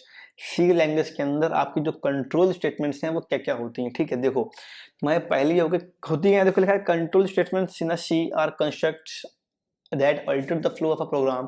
Execution based on the certain condition, they help in making decisions and repeating the certain actions. The main type of control statement are क्या क्या होगा तुम्हारा, पहला तो दिया है क्या, conditional statement. This statement allow program to make a decision based on a condition, ठीक है। कंडीशन पे बेस होने मतलब बेस आपका जो भी रहता है आपका पूरा डिसीजन वो रहता है कि फिर रहता है बेस, वो कंडीशन बेस रहता है, ठीक है। इसको कहते हैं, इसको हम क्या कहते हैं, इसको हम कहते हैं कंडीशनल स्टेटमेंट्स। देखो क्या सीन चल रहा है इसमें। अब क्या बना प्रोग्राम बोला, ठीक है, वो दिख रहा होगा। हमने क्या करा, हेडर फाइल स्टार्ट करी, एंडिंग फंक्शन स्टार्ट किया, नम की वैल्यू में 10 क्या कर दी, प्री डिफाइन कर ली। अगर नम की वैल्यू क्या है, 0 से बड़ी है तो क्या कर देगा, print number is positive. Number क्या है हमारा, पॉजिटिव। अगर ऐसा नहीं है एल्स तो क्या कर देगा, नंबर हमारा नॉन पॉजिटिव। ये आपका सिंपल सा प्रोग्राम होगा किसका, इफ और एल्स का, इफ एंड एल्स, ठीक है। ये आपकी क्या हो गई, ये आपकी क्या है, एक एग्जाम्पल है किसका, इफ एल्स कंडीशन का या फिर कंडीशनल स्टेटमेंट का एग्जाम्पल हो गया, ठीक। फिर देखो आगे, तो कोई लिखा है लूप स्टेटमेंट आपकी होती है, क्या होती है लूप स्टेटमेंट, लिखा है this statement allows to a program to execute a block of a code repeatedly, मतलब बार बार क्या होगा आपका जो भी आपका प्रोग्राम है, आपका जो लूप है वो लूप में सर्किल करेगा और बार बार प्रिंट करेगा। देखो सिंपल प्रोग्राम बनाया इसका लूप का, फॉर लूप बनाइए, ठीक है। सिंपल प्रोग्राम है फॉर लूप का। अगर एग्जाम में मान लो एक नंबर में आ गया कि बनाओ प्रोग्राम फॉर लूप का, तो बना चले जाना। देखो लिखा है std.h, मेन फंक्शन में स्टार्ट किया, i इक्वल टू 1 लिया, i इक्वल टू 5, ठीक है। i वैल्यू अगर क्या है 1, जब तक i वैल्यू क्या हो 1 से मतलब i की वैल्यू जो 5 से क्या हो ग्रेटर देन, मतलब 5 से छोटी रही है बराबर हो जाए तो वही लूप चलेगा। i वैल्यू क्या होगा, इंक्रीमेंट होता जाएगा। प्रिंट करा दिया हमने यहाँ पे क्या क्या, इटरेशन वर्ड को, ठीक है। हमने इस वर्ड को यहाँ पे हमने प्रिंट करा दिया बार बार यहाँ पे आई, ठीक है। अब क्या होगा, ये 5 बार क्या करेगा, 5 बार 1 से लेके 5 तक, 1 2 3 4 5, हाँ। तो आपका जो है आपका जो लूप है क्या करेगा, 5 बार इस वर्ड को प्रिंट कर देगा, ठीक। ये आपका क्या हो गया, लूप स्टेटमेंट हो गई, ठीक। अगला देखो, पहले क्या पढ़ी हमने, अभी पहले पढ़ी हमने कंडीशनल स्टेटमेंट, फिर पढ़ी हमने कौन सी, लूप स्टेटमेंट, और फिर क्या हम पढ़ेंगे, स्विच स्टेटमेंट। देखो स्विच केस लिखा है, the switch statement used to select many code blocks to be executed. देखो क्या चल रहा है, इंट यहाँ पे तुमने फंक्शन स्टार्ट किया, ये किया, चॉइस इक्वल टू 2 डिफाइन कर लिया, प्री डिफाइन, ठीक है, 2 कर लिया, चॉइस इक्वल टू 2 लिखा है। देखो अब switch case, switch option start किया हमने, फिर में क्या दिया, चॉइस। अगर चॉइस की वैल्यू क्या है, केस 1, अगर चॉइस की वैल्यू क्या है 1 है तो ये प्रिंट कर देगा यूज ऑप्शन 1। अगर चॉइस की वैल्यू 2 है तो ये प्रिंट कर देगा, 3 है तो ये करेगा, 4 है तो ये करेगा। यहाँ पे कितनी वैल्यू है, यहाँ वैल्यू चॉइस कितनी है 2, तो क्या होगा हमारा जो केस 2 है वो सही हो जाएगा और क्या कर देगा, प्रिंट कर देगा क्या, यूज चूज एन ऑप्शन 2, इसको प्रिंट कर देगा। कोई भी कंडीशन में क्या देखो यहाँ पे हमारे यहाँ पे तुरंत ब्रेक हो जाएगी, ठीक हो जाएगा। अगर इनमें कोई कंडीशन नहीं हो रही तो क्या करेगा, डिफॉल्ट में इनवैलिड चॉइस को प्रिंट कर देगा कि आपकी जो चॉइस है वो गलत है, ठीक है। मान लो सपोज करो यहाँ पे दे दिया आपने 5, अब 5 तो इस केस में है ही नहीं, क्या दिखा देगा, इनवैलिड चॉइस दिखा देगा, ठीक है। तो ये आपकी सारी क्या हो गई, अब ये आपकी सारी हो गई आपकी हो गई कंडीशनल स्टेट, सॉरी हाँ कंट्रोल स्टेटमेंट सारी आपकी हो गई, ठीक है। 3 होती हैं, कंडीशनल, लूप और स्विच केस। फिर में बहुत सिंपल सब चीजें थी, बहुत सिंपल क्वेश्चन था, लॉन्ग में आया था एग्जाम आपके, मतलब लॉन्ग में है क्वेश्चन आपके। देखो लिखा है व्हाट इज एरे, एरे क्या होती है, ठीक, उनकी टाइप क्या होती है, उनको डिफाइन कैसे करते हैं, ठीक। और एग्जाम्पल देना है हमें, फिल करना एग्जाम्पल से भी आपका क्या है, ये भी आपका क्वेश्चन इंपॉर्टेंट है, ठीक है। आपके एग्जाम में क्वेश्चन ऐसे ही आएंगे, बहुत प्रोग्राम में डी में नहीं पूछेगा। देखो एरे होती क्या है, जानते हैं हमें क्या, जब भी हमें क्या करना हो, मल्टीपल एलिमेंट्स को स्टोर करना हो किसके, सेम डेटा टाइप के, या तो सारे इंटीजर्स हैं या तो सारे वो कैरेक्टर्स हैं, जिस भी डेटा टाइप के हैं वो सेम डेटा टाइप का है, और हमें कई सारे एलिमेंट्स को स्टोर करना है एक ही जगह के अंदर, तो हम क्या करेंगे, तो हम एरे का यूज करेंगे। देखो आपकी एरे होती है 1 डायमेंशनल एरे आपकी होती है, मान लो जैसे क्या एरे ऑफ 0, या मान लो एरे ऑफ 10, ये क्या हो गई आपकी 1 डायमेंशनल एरे हो गई। एरे आपकी होती है 2 डायमेंशन में भी, मतलब एरे ऑफ 5 और 10 है ना, ये क्या हो गई आपकी, ये आपकी हो गई रोज और कॉलम वाली एरे, कितनी रोज हैं इतने कॉलम आपके हैं, तो ये क्या हो गई आपकी 2 डायमेंशनल एरे हो गई, ठीक है। देखो लिखा है हाउ इफ एरे डिफाइंड, लिखा है ना most common language including the C, the array is defined by the specifying the data type of its element, जो भी आपका डेटा टाइप है उसको लो, providing the name of the array then initialize with a list of a value includes the curly braces, इसके through में क्या करेंगे, डिफाइन कर लेंगे। देखो एग्जांपल एरे को डिफाइन करने का क्या है, देखो यहाँ पे हमने एरे को डिफाइन किया है, पूरा प्रोग्राम देखो ध्यान दो, सिंपल प्रोग्राम, ठीक। हेडर फाइल स्टार्ट करी, मेन स्टार्ट किया, देखो हम यहाँ क्या करेंगे, डिफाइन करेंगे इसकी कौन सी एरे, 1 डायमेंशनल एरे को डिफाइन करेंगे। इंट 1 डायमेंशनल एरे हमने क्या लिया, अपना वेरिएबल डिफाइन कर लिया, एरे ऑफ 5 की डिफाइन कर ली, और यहाँ हमने प्री डिफाइंड वैल्यू क्या करी, एरे की दे दी 5, ठीक है, डिफाइन हो गई। फिर 2D एरे करनी है तो क्या 3x3 करने लिया, रेशियो 3x3 की 3 ये रहेंगे, 3 कॉलम रहेंगे, तो क्या वो 1 2 3 करके हमारी एरे यहाँ पे डिफाइन हो गई, मतलब कैसे में डिफाइन हो गया, 1 2 3 4 5 6 और 7 8 9। ये क्या है, ये हमारी आपकी एक 2D एरे का एग्जाम्पल आपका हो गया। हमें क्या हमने प्री डिफाइन यहाँ पे कर दिया, पहले डिफाइन कर दिया, ठीक है। प्रिंट करना है, क्या करेगा, लूप चलाएगा यहाँ पे, एरे ऑफ 0 से लेकर एरे ऑफ 5 तक क्या कर देगा, हमारे पढ़ने एरे को प्रिंट कर देगा। ये लैब की एरे क्या होगी, यहाँ पे प्रिंट हो जाएगी आपकी। आपकी जो ये वाली एरे है वो क्या होगी, वो आपकी यहाँ पे प्रिंट हो जाएगी। देखो यहाँ पे क्या करेंगे लोग, 2D एरे को प्रिंट कराने के लिए लोग दो लूप यूज करते हैं, आई और जे करके। देखो यहाँ पे आपका आई इक्वल टू 0 से आपका लूप स्टार्ट होगा, जहां तक आपकी जो एरे है वहां तक ले जाएगा लूप। जितनी आपकी एरे 3 के, तो यहाँ 3 तक, 4 है तो 4 तक आपके लूप ले जाइए। फिर अब ये सेम कहाँ करेंगे, एरे ऑफ जे में करेंगे, जहां तक आपकी जो भी रोज की वैल्यू जो भी है वो आपकी डिफाइन हो जाएगी। फिर आपका क्या हो जाएगा, जे प्लस प्लस हो जाएगा आपका, ठीक है। आप क्या करेंगे, पूरी एरे को यहाँ पे प्रिंट कर देंगे, ठीक है। आपका सिंपल प्रोग्राम है 1D एरे को प्रिंट कर, मतलब स्कैन करने का, प्रिंट करने का, और 2D एरे को स्कैन करने का और प्रिंट करने का, ठीक। फिर देखो अगला क्वेश्चन क्या कह रहा है हमारा, फिर लिखा है what do you mean by the artificial intelligence, right there characteristics and their application. AI क्या होता है हम पढ़ चुके हैं, ठीक। कोई मशीन ऐसी जो क्या कर रही है, जो एकदम ह्यूमन इंटेलिजेंस तरह सोच रही है, इंसानों की तरह सोच रही है, अपना काम कर रही है, तो हम क्या कहेंगे, वो मशीन एक एआई बेस्ड मशीन है, और वो जो हमारी ये स्किल है उसको हम एआई के नाम से जानते हैं, ठीक है। इसमें क्या क्या आपका आ जाएगा, देखो लर्निंग है ना, लर्न कर रही है, रीजनिंग है, उसमें प्रॉब्लम सॉल्विंग है, परसेप्शन है, लैंग्वेज अंडरस्टैंडिंग है, एंड डिसीजन मेकिंग, ठीक। ये सारे काम उसके अंदर क्या हो जाएंगे, आ जाएंगे। देखो क्या, फिर हम बात करेंगे इसकी कैरेक्टरिस्टिक ऑफ आर्टिफिशियल इंटेलिजेंस, क्या क्या कैरेक्टरिस्टिक होती है इसकी एआई की। तो पहला क्या है, लर्निंग कैपेबिलिटी, ठीक है। जो एआई सिस्टम होंगे क्या होंगे, वो अपनी परफॉर्मेंस को इंप्रूव किया करते हैं टाइम के साथ, ability to learn data and improve their performance over time. क्या करेंगे, वो अपनी पूरी परफॉर्मेंस को इंप्रूव करते रहेंगे, सीखते रहेंगे कुछ ना कुछ, ठीक है। देखो लिखा है machine learning and deep learning are the techniques enable the AI system to adopt the new information. आपकी जो मशीन लर्निंग हो गई, आपकी जो भी डीप लर्निंग है, ये क्या करते हैं, ये आपको इनेबल करते हैं आपके एआई सिस्टम को, ताकि आप न्यू इन्फॉर्मेशन क्या कर सकें, अडॉप्ट कर सकें, ठीक है। देखो लिखा है reasoning and problem solving. Second point क्या है आपका, रीजनिंग और प्रॉब्लम सॉल्विंग, मतलब एआई जो मशीन आपकी क्या होगी, पहले तो उसके कैरेक्टरिस्टिक क्या है, वो लर्निंग कैपेबिलिटी, मतलब वो चीजों को सीखने का प्रयास करेगी। एक बार भी गलती हुई तो क्या करेगा, उसको इंप्रूव करेगा अगली बार के लिए, ठीक है, पहले चीज। फिर reasoning and problem solving, AI system can analyse the information, वो क्या करेंगे, इन्फॉर्मेशन को एनालाइज कर सकते हैं, draw the conclusion and make decision on based on the logical reasoning, वो उसके अकॉर्डिंग डिसीजन को दे सकते हैं। They are design to solve complex problems and optimise the processes, क्या कर रहे हैं, वो बने हुए किसके लिए, कॉम्प्लेक्स प्रॉब्लम को सॉल्व करने के लिए और ऑप्टिमाइज करने के लिए इसको पूरी प्रोसेस को, ठीक है। तो ये आपका हो गया। फिर देखो लिखा होगा आपका आता है अडैप्टेबिलिटी, चीजों को अडॉप्ट करने की तकनीक होनी चाहिए। AI system can adopt to the changing environment and involve the data sets, ठीक है। मतलब क्या करेगा, जो भी आपका अगर एनवायरनमेंट में कोई चेंज हो रहा है, ठीक है, क्या करेगा, वो तुरंत उसको क्या करेगा, एआई सिस्टम अडॉप्ट कर लेगा और क्या करेगा, इन्वॉल्व द डेटा सेट्स को इन्वॉल्व करके they can modify their behaviour to and improve accuracy and efficiency of various task. अलग अलग टास्क के लिए क्या करेगा, वो अपनी एक्यूरेसी को, अपनी एफिशिएंसी को इंप्रूव कर सकता है एक अच्छा एआई, ठीक है। तो देखो लिखा है आपका नेचुरल लैंग्वेज प्रोसेसिंग, ठीक है। जो एआई सिस्टम क्या उनको बनाया जाता है ताकि वो अंडरस्टैंड कर सकें, क्या अंडरस्टैंड कर सकें, इंटरप्ट कर सकें और जनरेट कर सकें, जिसको ह्यूमन लैंग्वेज को अपनी एक, मतलब एक इंसान की जो भाषा होती है उसकी तरह वो बिहेव कर सकें, उसकी तरह वो काम कर सकें, ठीक है। ये आपकी चीजें इसके अंदर आ जाएंगी। देखो लिखा है दिस इंक्लूड्स स्पीच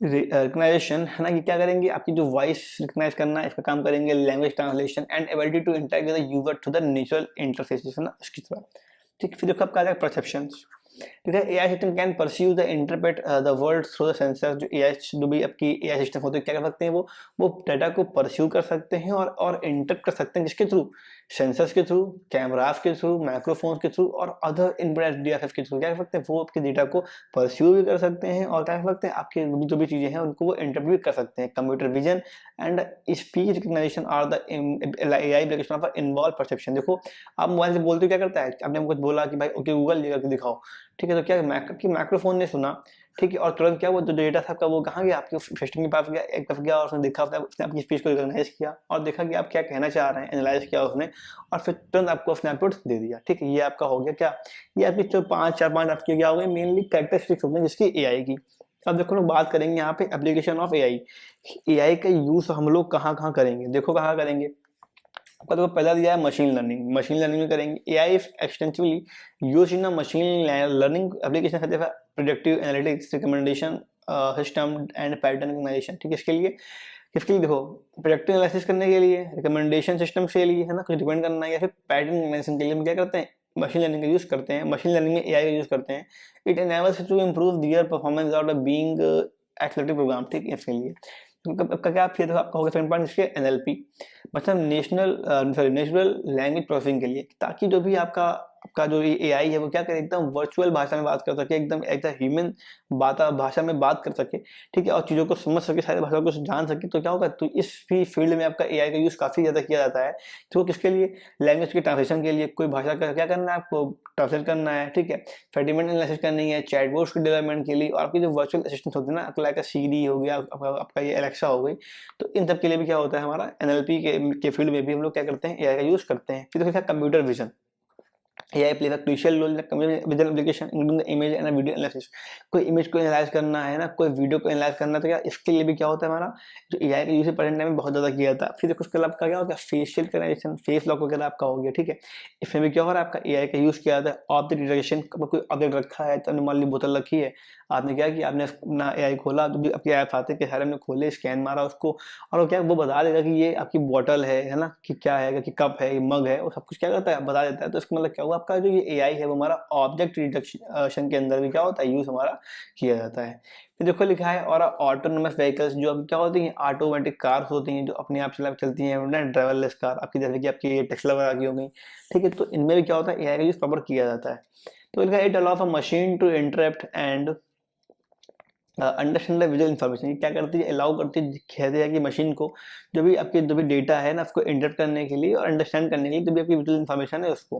देखो रोबोटिक्स के अंदर क्या होता है, आपका एआई यूज किया जाता है ना, रोबोटिक्स रोबोट्स बनाने के लिए, हेल्थ केयर में आपका एआई यूज किया जाता है। फिर आपको देखिए ऑटोनॉमस सिस्टम्स, कार्स वगैरह हो गए ना, ड्रोन्स वगैरह हो गए, जो अपने आप काम करते हैं, उनमें हम लोग क्या करते हैं, उनमें हम लोग एआई का यूज करते हैं। फिर आपका बिजनेस इंटेलिजेंस, लाइक आपकी जो स्टॉक मार्केट है, इन सब में क्या होता है, टाइम एआई का यूज बहुत बड़े पैमाने पे किया जाता है, ताकि वो जान सके कब मार्केट में क्या होने वाला है, क्या नहीं होने वाला, डेटा की आपको एनालिसिस करनी है प्रॉपर तरीके से। तो इन सब में क्या होता है, जो एआई का यूज है प्रॉपर तरीके से किया जाता है।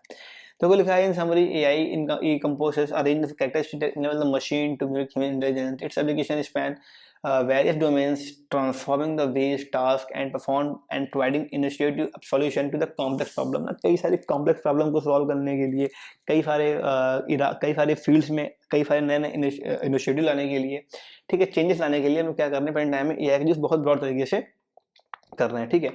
तो ये था आपका बेसिकली मॉडल पेपर, ठीक है, जो कि आपकी गवर्नमेंट के द्वारा प्रोवाइड किया गया है, ठीक।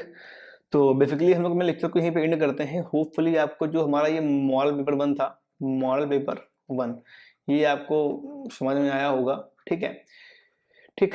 तो तब तक के लिए आप लोग आपको करना क्या है, देखो करना क्या है, आपको इस मॉडल पेपर को आप चाहिए, वीडियो देखिए पूरा, और इसको लगाइए, इसकी प्रैक्टिस करिए, जो भी आपकी याद करने वाली चीज़ें उनको याद करिए, जो भी फैक्ट्स हैं उनको देखिए एक बार, थोड़ा जो कोडिंग पोर्शन है उसकी आप प्रैक्टिस करिए 2 से 3 बार। 2 से 3 घंटे आप डेली दे देंगे, 2 से 3 दिन तक दे देंगे, मतलब तो आपको क्या होगा कि ये आपका जो मॉडल पेपर है वो आपका तैयार हो जाएगा। आप यकीन मान चलिए कि आपके इस मॉडल पेपर से ही खाली कम से कम नहीं तो एग्जाम में 40% जो पेपर है आपका पैटर्न, वो एवरेज बनेगा खाली इस मॉडल पेपर से। अभी आगे आने वाले जो सीरीज हमारी है, 2 सीरीज में 2 वीडियो और लाएंगे, इसमें क्या करेंगे, इसमें हम लोग 2 से 3 मॉडल पेपर और कराएंगे, और तुम 3 या कुल मतलब 4 मान लीजिए मॉडल पेपर के अंदर से आपका पूरा 95% जो पेपर है आपका एग्जाम का वो बनने वाला है, ठीक है। तो चैनल को सब्सक्राइब करना मत भूलिएगा, सब्सक्राइब चैनल को करिए और प्रॉपरली पढ़ाई करते रहिए, क्योंकि टाइम बहुत कम बचा है, दिसंबर आपका शुरू हो गया है आज से, और बस जनवरी के बाद फरवरी में आपके फरवरी एंड तक आपके एग्जाम जो हैं वो आपके शुरू हो जाएंगे, ठीक है। तो so best of luck and stay motivated, thank you, good night.